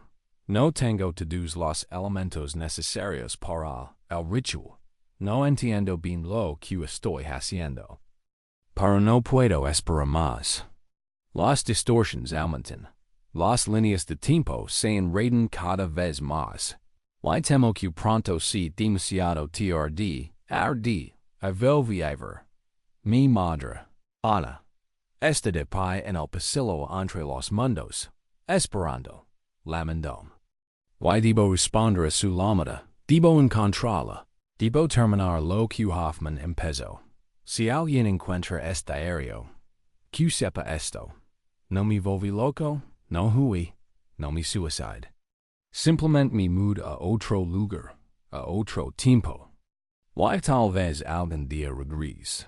Cuando encuentre la manera de arreglar lo que se rompió, cuando encuentre la clave para restablecer el equilibrio. Mientras tanto, busca señales. Están por todas partes. En los reflejos, en fotografías antiguas, en los sueños. Las líneas de tiempo se cruzan, se entrelazan, crean patrones que se pueden leer si sabes cómo mirar. Y recuerda, un círculo con un punto en el centro no es solo un símbolo. Es un mapa, es una llave, es una puerta. Vincent levantó la vista de su diario, sintiendo algo dentro de él que resonaba con las palabras de Elizabeth, como si una parte de él que permanece en el espacio intermedio estuviera respondiendo a este llamado del pasado. Ella fue parte de mí, dio en voz baja. Al punto intermedio, al lugar entre líneas temporales. Y sigue ahí, buscando la manera de corregir las distorsiones. ¿Puedes encontrarla? Preguntó Eleanor con los ojos brillantes. De esperanza. ¿Tantas nuevas habilidades, tanta conexión con el medio? Vincent reflexiona. Sus nuevas habilidades eran un misterio para él. Apenas comenzaba a comprender su alcance, sus posibilidades y sus limitaciones. Podía ver líneas temporales, percibir las distorsiones en su estructura, incluso, hasta cierto punto, influir en ellas. Pero encontrar a una persona específica en el infinito laberinto del tiempo y el espacio. No lo sé, respondió con sinceridad, pero puedo intentarlo. Si Elizabeth realmente está ahí fuera, si sigue buscando la manera de restablecer el equilibrio, quizás nuestros caminos se cruzan. Se acercó a la pared don colgaba un gran espejo con un marco antiguo, el mismo por el que había regresado del espacio intermedio. Desde entonces, le había servido como ventana a otro mundo, no siempre abierta, pero siempre presente. Necesito algo que le perteneciera, dijo Vincent. Algo que cree una conexión, que me permita encontrar su cronología entre tantas otras. Eleanor sacó otro objeto de la carpeta, un pequeño medallón de plata en una cadena. Esto era de Elizabeth, dijo. Lo encontré en los archivos. Entre sus pertenencias que se salvaron después de su desaparición. Vincent tomó el medallón y en ese momento sintió una resonancia, como si el objeto respondiera a su tacto, como si hubiera una conexión entre ellos que se extendía. Través del tiempo y el espacio. Funcionar, asintió. Pero necesito concentrarme. Necesito sumergirme por completo en el espacio intermedio. Y para eso, miró a Eleanor. Necesito tu ayuda. ¿Qué debo hacer? Preguntó sin dudarlo. Para ser un ancla, respondió Vincent. Para mantenerme en esta realidad. Para evitar que me sumerja por completo en el espacio intermedio. Para ser un vínculo entre mundos. La tendió la mano y Eleanor la tomó, entrelazando sus dedos. Su palma era cálida, viva. Lo opuesto al espacio intermedio frío y cambiante en el que Vincent estaba a punto de entrar. Estaré ahí. Dio. Pase lo que pase, no te dejaré ir. Vincent le sonrió, agradecido y tierno, permitiendo volver. Luego se giró hacia el espejo, agarrando el relicario de Elizabeth con la mano libre. Cerró los ojos y se concentró, permitiendo que la parte de su conciencia que siempre había estado conectada al espacio intermedio se fortaleciera, se hiciera más dominante.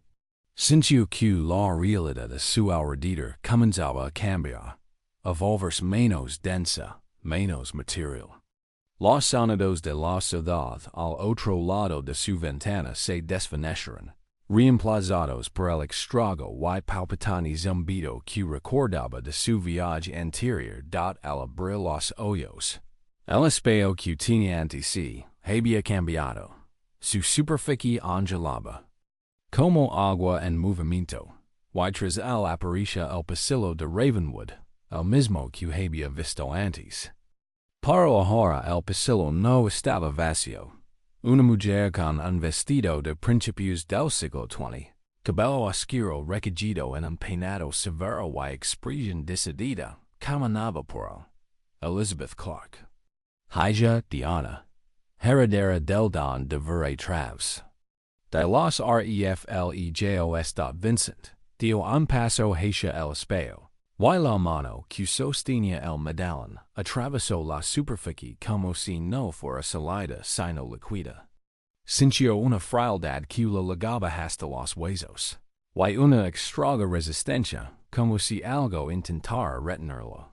Pero la mano de Eleanor, firmemente apretada alrededor de la suya, la infundía calor, fuerza y confianza. Ella era su ancla, su conexión con el mundo real, su camino de regreso. La veo, dijo Vincent, con una voz extraña, como un eco, como si hablara en dos lugares a la vez. Elizabeth Clark. Busca su madre, busca la manera de restablecer el equilibrio. Se concentró en el medallón, permitiendo crear una conexión entre él y Elizabeth. Sintió el calor del objeto en su mano, latiendo desde él, sincronizándose con el latido de su corazón. Elizabeth. Llamó su voz resonó por el pasillo de Ravenwood, haciendo que la mujer se detuviera y se diera la vuelta. Sus ojos se abrieron de sorpresa y miedo cuando vio una mano que salía del espejo y sostenía su relicario. ¿Quién eres? Preguntó con la voz apagada, como a través de una espesa capa. ¿Cómo me encontraste? Me llamo Vincent Murphy, dijo. Estoy conectado con los experimentos de Hoffman, igual que ti. Una parte de mí está en el punto intermedio, igual que ti. Y he venido a ayudar. Elizabeth dio un paso hacia él. Su rostro era una mezcla de incredulidad y esperanza. ¿Ayuda? ¿Cómo? Levo buscando la manera de restablecer el equilibrio. Su voz se fue apagando, como si no supiera cuánto tiempo había pasado. Ni siquiera sé cuánto tiempo levo aquí. El tiempo fly de otra manera aquí. Han pasado casi 100 años en el mundo real desde que desapareciste, dijo Vincent. Y mucho ha cambiado. Hemos encontrado la manera de restablecer el equilibrio, de cerrar la brecha entre los mundos. Pero el trabajo no ha terminado. En quedan distorsiones por corregir. Él entregó al medallón. Esto te pertenece. Creo. Una conexión entre nosotros y me permitió encontrar entre la infinidad de líneas de tiempo. Elizabeth tomó el relicario con cuidado. Y en el instante en que sus dedos se tocaron, algo extraño ocurrió. Un destello de luz, una onda de energía, que recorrió el pasillo. Why de repente, Vincent vio no solo Elizabeth, sino toda su historia, su nacimiento, su infancia en hogares de acogida, sus primeras visiones en los espejos, su búsqueda de la verdad sobre sus orígenes, su encuentro con Arthur Wellington, su intento de realizar el ritual, su desaparición. Why vio más? La vio vagando por los pasillos del intermedio, buscando a su madre, buscando a Hoffman, buscando una manera de arreglar lo que estaba roto.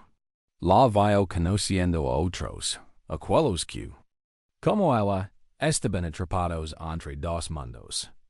La vio creando un mapa del intermedio, marcando los puntos donde las líneas temporales se cruzaban, los lugares donde las distorsiones eran madres. ¿Has visto a mi madre? Preguntó Elizabeth, interrumpiendo el flujo de visiones. Anna Clark, sí, Asensio Vincent. La libramos cuando realizamos el ritual. Regreso a su línea temporal. Don debía estar. El rostro de Elizabeth se iluminó de alegría y alivio. Así que está a salvo. Así que su alma ha encontrado la paz. Sí, pero hay otros, dijo Vincent. Otros que siguen atrapados aquí, cuyas líneas de tiempo siguen distorsionadas. ¿Y podemos ayudarlos? Juntos, dio otro paso hacia adelante, y ahora la mitad de su cuerpo estaba en el espacio intermedio, y la otra mitad estaba en el mundo real, donde Eleanor todavía sostenía su mano con fuerza, sujetándolo, sin darlo por completo. No puedo volver contigo, dijo Elizabeth negando. Con la cabeza. Levo aquí demasiado tiempo. He cambiado demasiado. Mi cuerpo en el mundo real murió hace mucho tiempo. Solo queda mi esencia, mi conciencia. Pero puedes ayudar desde aquí, insistió Vincent. Conoces el punto intermedio mejor que nadie. Has creado un mapa y marcado los puntos de distorsión. Es una información invaluable para nosotros. Elizabeth parecía pensativa y su rostro expresaba una lucha interna. Hay un lugar, dijo finalmente, en lo profundo del espacio intermedio, donde convergen todas las líneas temporales. Hoffman lo llamó el nexo. Creía que era la clave para restablecer el equilibrio. Si se corrigen las distorsiones del nexo, se corregirían en todas las luces, a la vez. Sacó un trozo de papel doblado del bolsillo de su vestido. Y se lo entregó a Vincent. Aquí tienes un mapa. Y marcado el camino al nexo, y todos los peligros que puedes encontrar en el camino. Pero ten cuidado. El espacio intermedio es cambiante y impredecible. Reacciona a tus pensamientos, miedos y deseos. Y puede arrastrarte más allá de lo que estés preparado. Vincent tomó la tarjeta, sintiéndola latir en su mano como un ser. Vivo, gracias, dijo. Tendrá cuidado. Y regresaré con una solución, con una manera de corregir todas las distorsiones. Con un camino de regreso a casa para todos los que están atrapados aquí. Elizabeth sonrió, una sonrisa triste. Y comprensiva. Aspare Dio. Y continuar mi búsqueda aquí. Quizás ya nos encontramos las respuestas que busca ella dio un paso atrás, preparándose para irse. Para luego se detuvo, y miró a Vincent nuevamente. Hay algo más que deberías saber. Dio. Sobre Hoffman. No era el villano que muchos se harían. Era un científico, un buscador de la verdad que se excedió en sus experimentos. Pero sus intenciones eran buenas. Quería comprender la naturaleza de la realidad, la naturaleza de la conciencia, la naturaleza del tiempo. Y pagó un alto precio por sus errores. Lo sé, Asensio Vincent. Lo conocí. Y vi su remordimiento. Su deseo de enmendar lo que había hecho. Entonces entiendes por qué esto es tan importante, dijo Elizabeth. No solo para restablecer el equilibrio, sino para preservar el conocimiento que descubrió. No para repetir sus errores, sino para aprender de ellos, para avanzar con comprensión y sabiduría. Ella le toca la mano por última vez. Y Vincent sintió una extraña calidez que irradiaba del punto de contacto.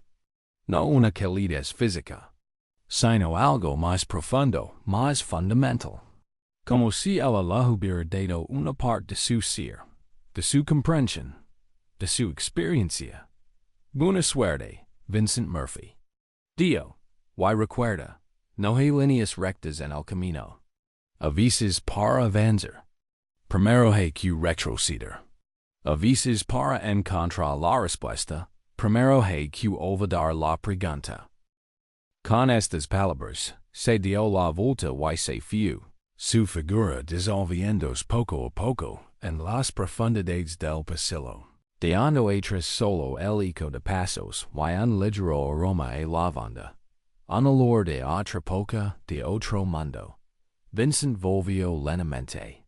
En la realidad, sintiendo la mano de Eleanor que lo jalaba, devolviéndolo al mundo material. El espejo volvió a la normalidad, reflejando solo el taller y a los dos frente a él. ¿La encontraste? Preguntó Eleanor con la voz tensa por el esfuerzo de abrazarlo. Sí, asintió Vincent, aflojando los dedos y mostrando el mapa que Elizabeth le había dado. Y él a mí dio esto. Un mapa del intermedio, un camino a lo que Hoffman llamó el nexo, el punto donde convergen todas las líneas temporales. Extendió el mapa sobre la mesa, y ambos se inclinaron sobre él. Era un mapa extraño, no geográfico ni topográfico sino algo más.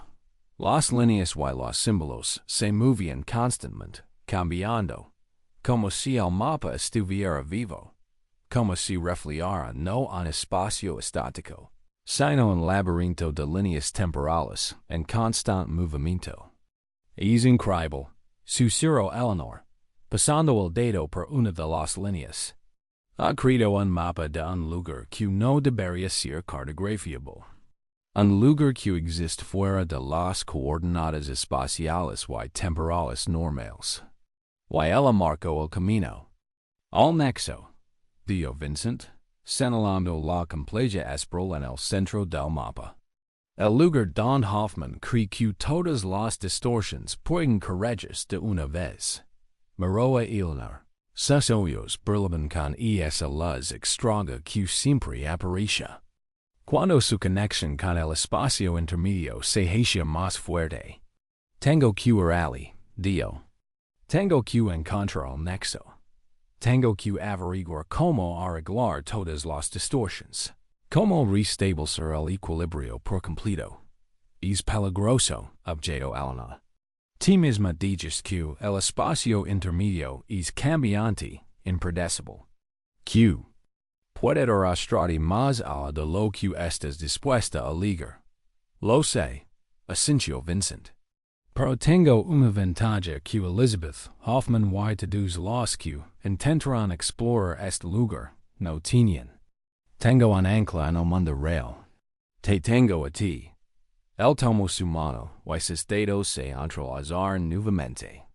Cálidos, vivos, reales. Mientras me sostengas, mientras me mantengas en esta realidad, puedo explorar el espacio intermedio sin el riesgo de perderme completamente en que Eleanor lo miró durante un largo rato. Sus ojos expresaban una mezcla de miedo y determinación. De acuerdo, dijo finalmente. Pero no iré solo. Estaré contigo, no solo como ancla, sino como compañera, como coexploradora. Mi cuerpo permanecerá aquí, pero mi conciencia puede seguirte, puede ver lo que ves, puede ayudarte a encontrar el camino. Vincent quería discutir, quería protegerla de los peligros del intermedio, pero sabía que ella tenía razón. Juntos. Tienen más posibilidades de encontrar el nexo. Comprender sus secretos y encontrar la manera de solucionar todas las distorsiones. De acuerdo, Asencio. Pero vamos a necesitar ayuda. Shelby necesita saber qué hacemos. Tiene que estar listo para intervenir si algo sale mal. Eleanor, Asencio y sacó su teléfono para llamar al detective. Pero antes de que pudiera marcar, alguien llamó a la puerta. Urgent y alarm anti. Vincent se acercó a la puerta y la abrió. Shelby estaba allí, pálido y con preocupación en la mirada. Tienes que ver esto. Dio sin preámbulos, extendiendo una tablet con una página de noticias abierta. El título decía: Estragos femeninos en la ciudad. Testigos informan. Fantasmas que se apagan en los espejos. Debajo del titular había una fotografía. Una imagen borrosa de un espejo que no reflejaba una habitación, sino un pasillo similar al que Vincent había visto en el espacio intermedio. Empezó a ir. D.I.J.O. Shelby. Al principio unos pocos, luego docenas. La gente ve reflejos extraños en los espejos, en las ventanas, en cualquier superficie reflectante. Ve pasillos que no existen, gente que no existe. Y algunas de estas personas. Hizo una pausa. Como si dudara en decir lo siguiente. Algunos se parecen a los pacientes de Ravenwood. Terminó Vincent por él, al darse cuenta de lo que estaba sucediendo. La brecha entre los mundos se está ampliando de nuevo. El punto intermedio se está filtrando en nuestra realidad. Miró el mapa que estaba sobre la mesa. La espiral en el centro que marcaba el nexo. Debemos actuar con rapidez, Dio.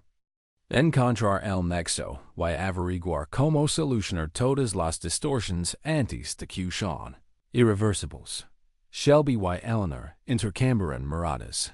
Y en sus ojos Vincent vio lo que él mismo sentía. Una mezcla de miedo y determinación, el conocimiento de que estaban al borde de algo más grande de lo que jamás podrían imaginar. ¿Qué debemos hacer? Preguntó Shelby. Vincent miró el espejo, que comenzó a cambiar de nuevo.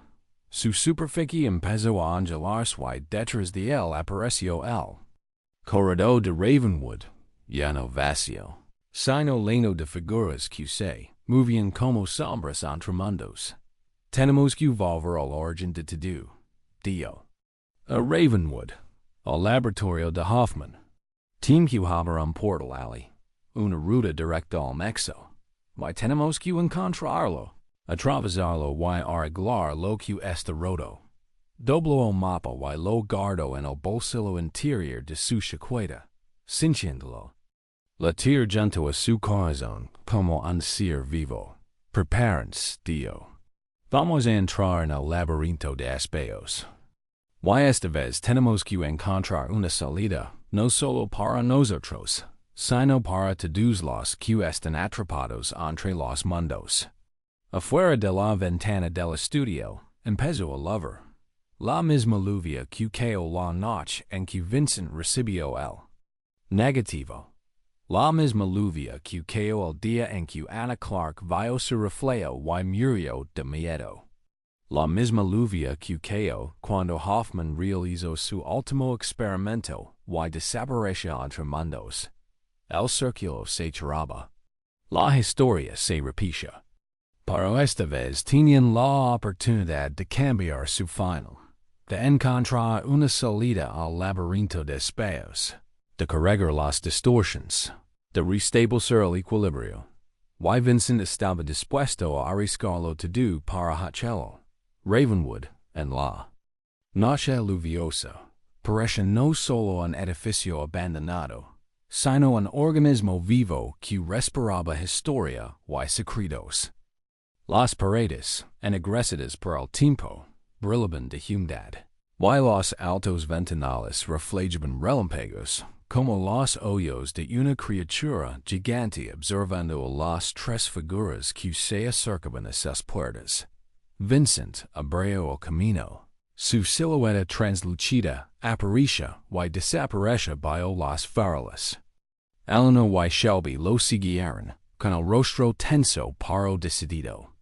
El mapa de Elizabeth Clark leía en el bolsillo interior de Vincent, como una brújula que le guiaba por el laberinto del tiempo. Está empeorando, dijo Shelby, mientras revisaba su teléfono para ver si tenía mensajes. 43 casos hasta ahora en toda la ciudad. La gente no solo ve reflejos en los espejos. Algunos reportan figuras que atraviesan las paredes, voces que surgen de la nada, objetos que cambian de forma. La brecha se está ensanchando, asintió Vincent. El espacio intersticial y nuestra realidad comienzan a fusionarse. Si no encontramos el nexo y arreglamos las distorsiones, las fronteras entre los mundos desaparecerán por completo. ¿Y luego qué pasa? Preguntó Eleanor con la voz temblorosa, no por miedo, sino por la tensión. Caos, respondió Vincent con sencillez. Las líneas temporales se entrelazaron. La causa y el efecto perderán su significado. El pasado y el futuro se fundirán en un presente infinito. La realidad tal como la conocemos dejará de existir. Llegaron a la entrada principal de Ravenwood. Las puertas, que deberían haber estado cerradas desde su última visita, estaban entreabiertas, como invitándolos a entrar. Una luz extraña y pulsante emanaba del interior. No era eléctrica, en hay de faros en hay velas, sino algo más, como la aurora boreal, pero contenida dentro de las paredes del edificio. ¿Qué es esa luz? Susurró Shelby, poniendo instintivamente la mano en la funda de su pistola. El espacio entre ambos se está filtrando, respondió Vincent. Aquí, donde el límite siempre ha sido más delgado, el proceso es más rápido. Respiró hondo y abrió las puertas con un crujido prolongado. Dentro, el salón de Ravenwood lucía diferente a como lo recordaban. Las paredes parecían respirar, latir, y el espacio se distorsionaba, creando ilusiones ópticas. Los pasillos parecían más largos, los techos más altos, y las sombras en los rincones se movían como seres vivos. Mantente cerca, dijo Vincent, sacando un mapa. Y lo que si que ves o escuchas, recuerda que no es necesariamente real. El punto intermedio reacciona a nuestros pensamientos, miedos y deseos. Puede crear ilusiones que parecen absolutamente reales. Se dirigirán hacia las escaleras que conducen al sótano donde se encontraba el laboratorio de Hoffman. Pero a cada paso, el espacio a su alrededor cambiaba cada vez más.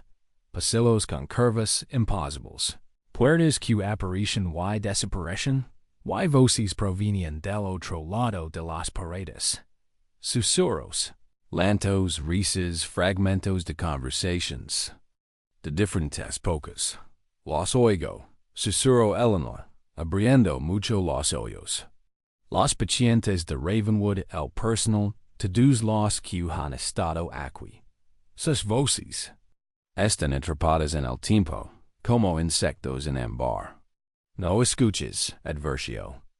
Vincent, no te rindas. Concentrate en el objetivo. Encontrar el laboratorio, encontrar el portal al nexo. Siguieron adelante. Para las escaleras que deberían haberlos llevado al sótano, ahora conducen a otro lugar. A un largo pasillo con infinitas puertas a ambos lados. Cada puerta era única. Formas diferentes, materiales diferentes, pocas diferentes. Y detrás de cada una se oyen sonidos, música, conversations, risas, lentos.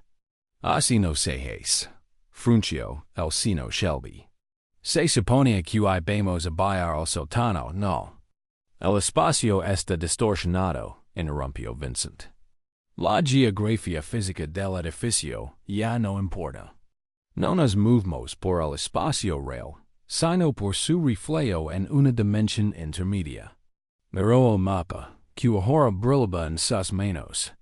Las líneas se movían, cambiaban, señalaban un nuevo camino. Por aquí, dio señalando una de las puertas, una sencilla puerta de madera con manilla de latón, con y corriente entre tantas otras. Por aquí se liga al laboratorio. ¿Estás seguro? Preguntó Shelby, mirando la puerta con duda. No. Respondió Vincent con sinceridad. Paro al mapa aponahacia aquí, y confío en Elizabeth. Lleva décadas estudiando este laberinto. Extendió la mano hacia el pomo, y en el instante en que sus dedos tocaron el metal, algo extraño ocurrió. La puerta pareció reconocerlo, responder a su toque. El pomo giró solo, y la puerta se abrió, revelando no una habitación, sino una escalera de caracol que descendía a la oscuridad. Esta no es una escalera cualquiera, dijo Vincent, mirando las profundidades de la espral. Es un camino a través de capas de tiempo, a través de las eras de Ravenwood. Cuanto más profundizamos, más retrocedemos en el tiempo. ¿Al laboratorio de Hoffman? Preguntó Eleanor. Hasta el momento en que existió, asintió Vincent. Hasta 1893, cuando se realizó el séptimo experimento. Comenzaron su descenso. Y con cada paso el espacio circundante cambiaba. Las paredes se volvían menos descuidadas, la pintura menos descolorida, y el aire se llenaba de los olores de otra época.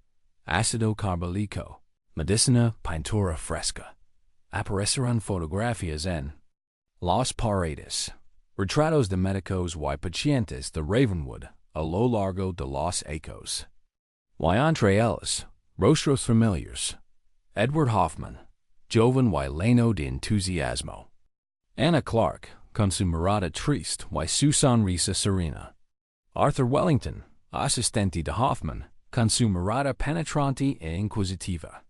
Están todos aquí, susurró Eleanor, mirando las fotografías.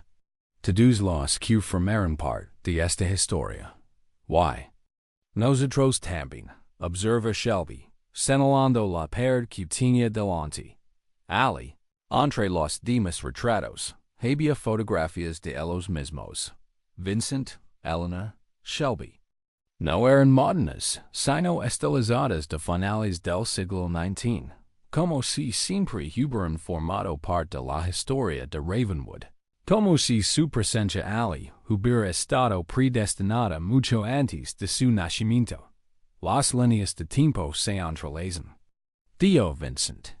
Pasado, presente y futuro existen simultáneamente. Siempre hemos estado aquí. Siempre hemos sido parte de esta historia. Y siempre lo seremos. Siguieron bajando, y las escaleras se hicieron más estrechas, más empinadas, como si la espiral se estrecara hacia el centro. El aire se volvió cada vez más denso, con el olor a químicos, ozono y algo metálico que parecía sangre. Y finalmente llegaron al final de la espiral.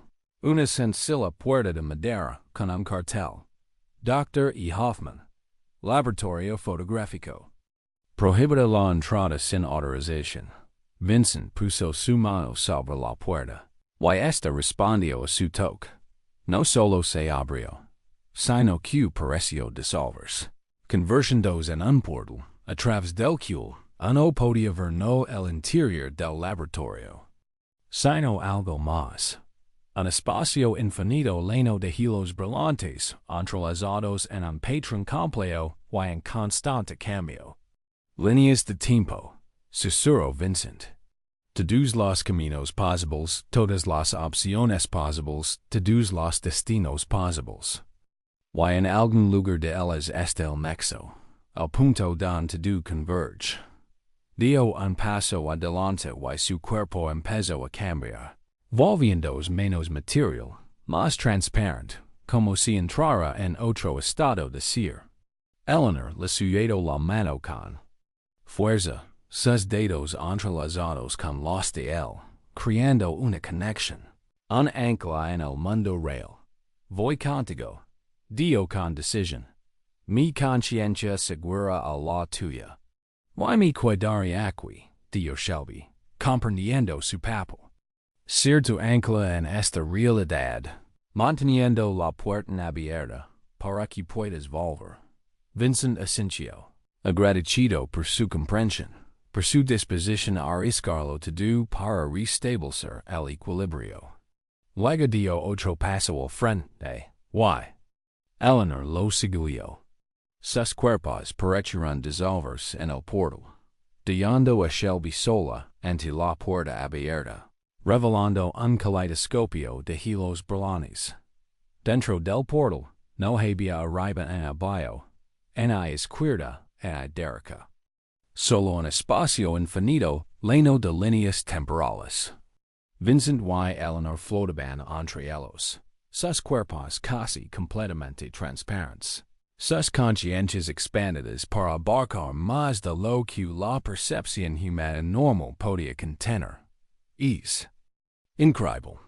La voz de Eleanor sonaba extraña, como si no saliera de su garganta, sino de su ser. Lo veo todo. Cada oportunidad, cada decisión, cada momento. Concentrate, recordó Vincent. Buscamos el nexo, el punto donde convergen todas las líneas. Seco el mapa de Elizabeth, que brillaba en más. Sus líneas se movían al compás de los hilos del tiempo que las rodeaban. En el centro del mapa había una espiral que representaba el nexo, y ahora pulsaba, indicando su derecho andad. Se movieron por el laberinto de líneas temporales, siguiendo las indicaciones del mapa. A lo largo del camino, vieron fragmentos de historias, momentos de diferentes épocas, vidas diferentes, nacimientos, muertes, amores, pérdidas, alegrías, tristezas. Todas las emociones, todas las experiencias, todas las posibilidades de la existencia humana, entrelazadas en un solo patrón. Y en medio de este kaleidoscopio vieron rostros familiares. Anna Clark parada frente al espejo, viendo su futuro que nunca estuvo destinado a ser. Edward Hoffman llevando a cabo su experimento final, abriendo la puerta entre mundos. Elizabeth Clark desapareciendo del mundo real, entrando al espacio intermedio. Vieron a Michael Drayton estudiando documentos antiguos y descubriendo la verdad sobre sus orígenes. A Gerald Pierce cayendo por las escaleras del museo. A Julian Reed muriendo en el laboratorio de Ravenwood, mientras su alma se deslizaba hacia el espacio intermedio. Y se vieron a sí mismos. Vincent, recibiendo el negativo, realizando el ritual, convertiéndose en un punto entre mundos. Eleanor, encontrando el diario de Wellington, desentregando los misterios del pasado. Shelby, investigando muertes extrañas, llegando a una comprensión que vía más allá de la lógica ordinaria. Todas estas historias, todos estos destinos, estaban conectados, entrelazados, creando un patrón demasiado complejo para la comprensión humana, para que ahora podían ver, estando en el espacio intermedio. Ali, dio Vincent, señalando hacia adelante. El nexus. En el centro del laberinto de líneas temporales había un punto, no solo un cruce de hilos, sino algo más grande, algo fundamental. Una singularidad de la que divergían todos los caminos posibles, todas las realidades posibles. El origen de toda existencia, y el punto final de todas las histores, se acercaron al nexo y. Al acercarse, sus percepciones cambiaron. Se volvieron más profundas, más amplias y abarcadoras de lo que la conciencia humana promedio podía contener. Vieron no solo líneas temporales individuales, sino también las conexiones entre ellas, los patrones que criban, la armonía subyacente al aparente caos. Y vieron distorsiones, puntos donde el flujo natural del tiempo se interrumpía, donde las líneas temporales se deformaban, se enredaban, se rasgaban. Los experimentos de Hoffman crearon las primeras distorsiones, para luego se extendieron, como grietas en el cristal, afectando a cada vez más líneas temporales. Ahí está. Dio Vincent, señalando una distorsión particularmente fuerte en el centro del nexo. La fuente de todos los problemas. El punto donde se rompió el equilibrio. Se acercaban a la distorsión y ahora podían verla con claridad. Una grieta en la realidad. Por la que se filtraba una energía extraña y oscura. En malvada en buena. S-I-M-N-P-L. E-M-E-N-T. Diferente. La energía. Del caos. La incertidumbre. La posibilidad. ¿Qué es esto? Preguntó Eleanor con voz temblorosa por el asombro. Lo que Hoffman liberó accidentalmente, respondió Vincent. Lo que él llamó memoria verdadera. El inconsciente colectivo, los arquetipos comunes a toda la humanidad.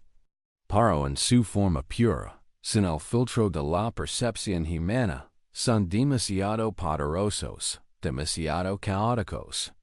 Distorsionan la realidad. Alteran las líneas temporales, crean paranoias.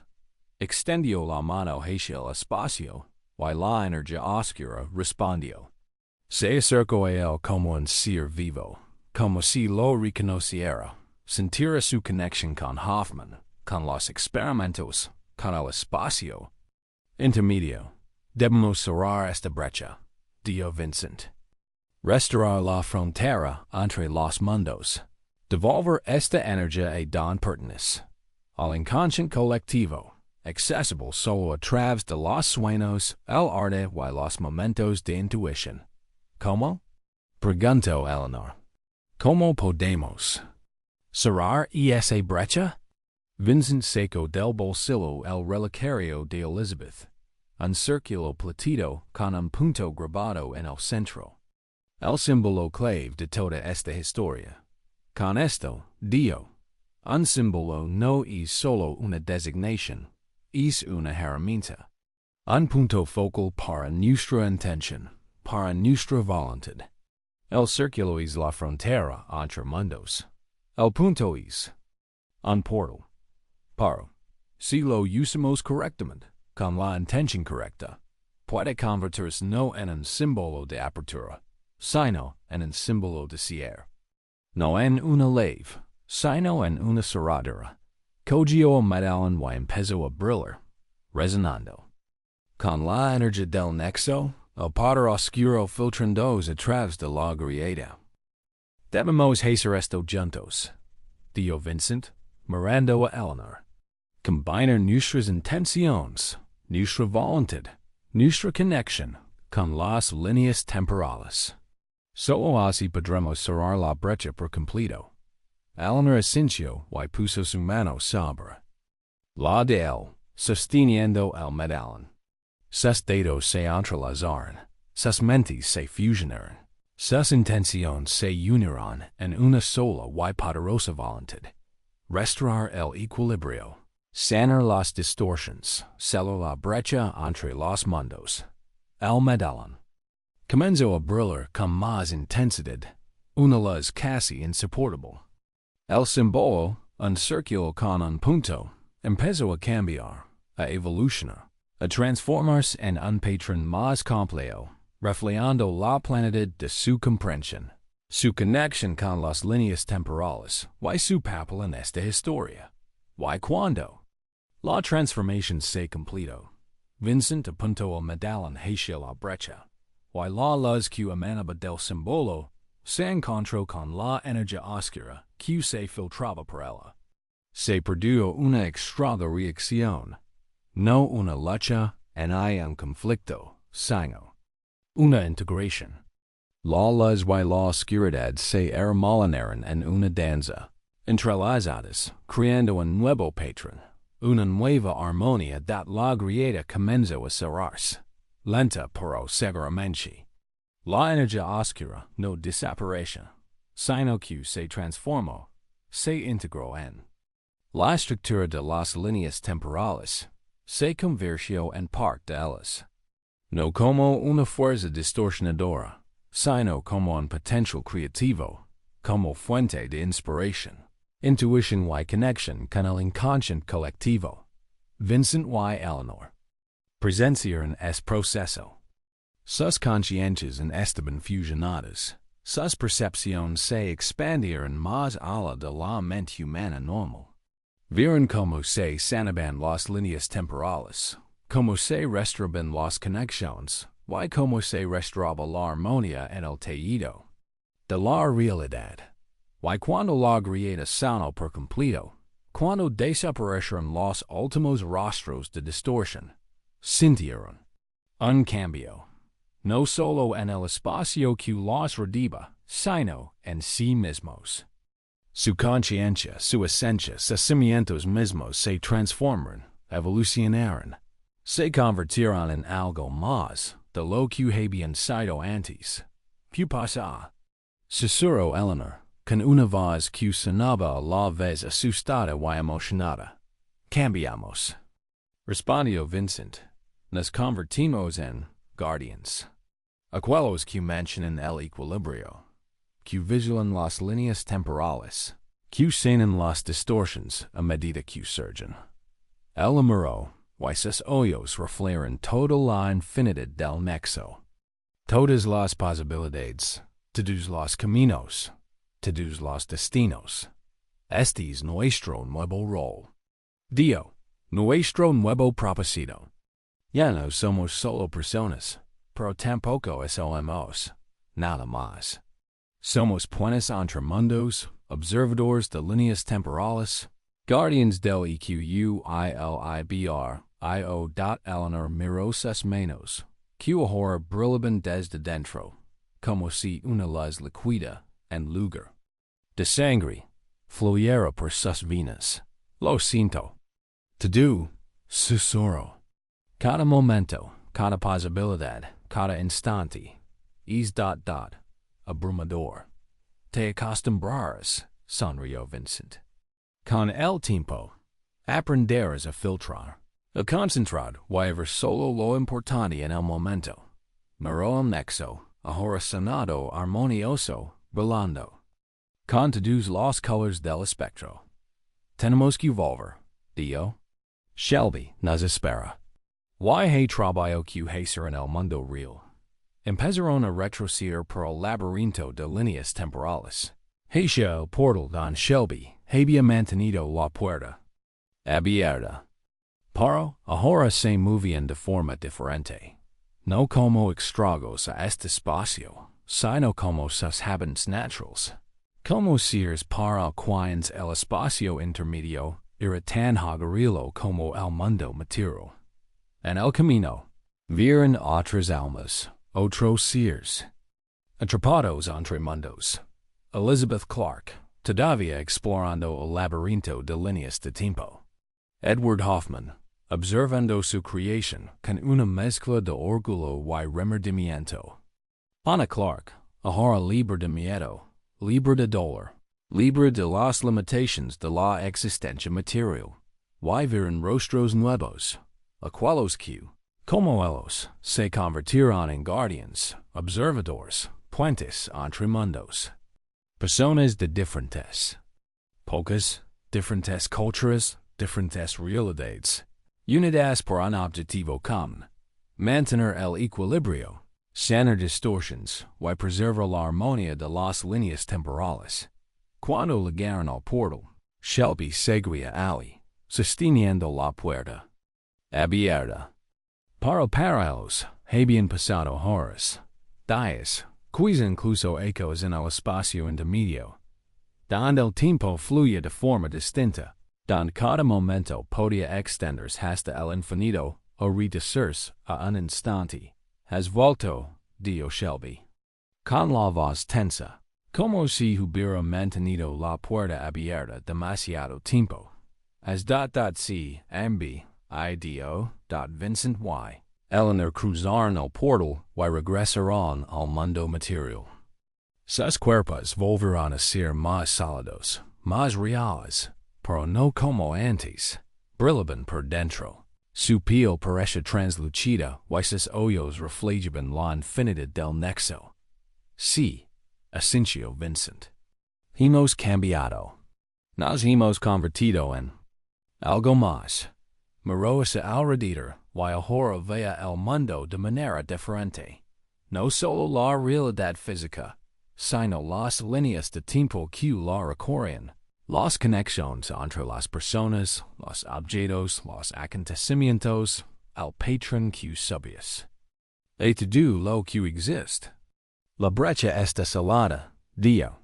Se ha restablecido el equilibrio.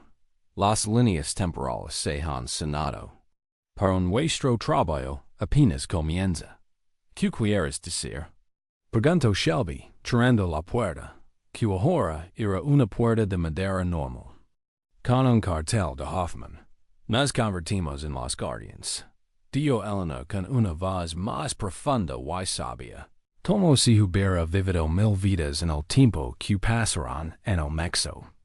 Los que vigilan las líneas temporales, los que sanan las distorsiones cuando surgen.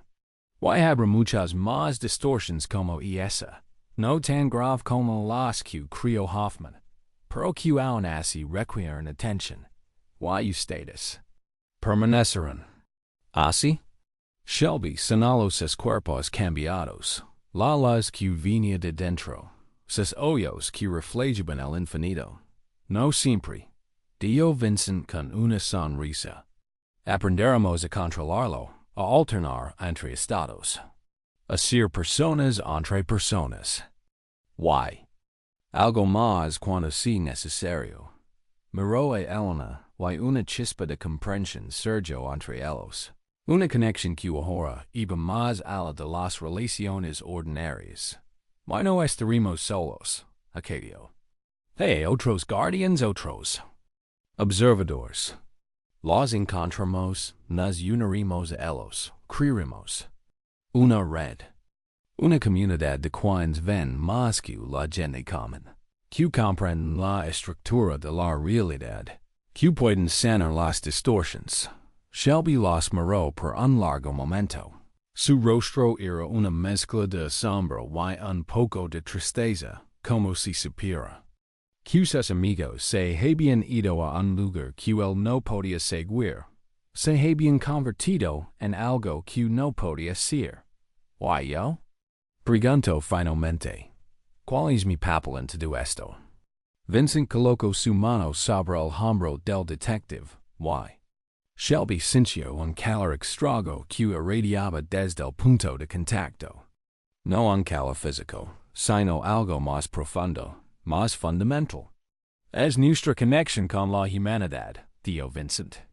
Nuestro ancla en el mundo material, nuestro recordatorio de lo que significa ser humano. Y ese papel es tan importante como el nuestro. Eleanor sintió en señal de acuerdo. Nosotros vimos el patrón, pero TVs los details. Nosotros vimos los plazos, pero TVs a quienes los creen. Nosotros vimos las posibilidades, pero TVs las decisiones que las llevan. A ellos. Nos complementamos, creamos equilibrio. Shelby asintió lentamente, aceptando este papel, esta explicación, esta nueva comprensión de la realidad que se había abierto ante él. ¿Y ahora qué? Preguntó. ¿Qué hacemos ahora? Vincent miró. A su alrededor el laboratorio de Hoffman, que ahora parece solo una habitación, vieja, abandonada, pero sin el aura siniestra que la había rodeado antes. Regresamos al mundo, dijo. Vivir, trabalhar, amar como antes. Para tambi e acute observer, sanar, mantener el equilibrio. Buscar a otros como nosotros. Aprender de ellos y enseñarlos.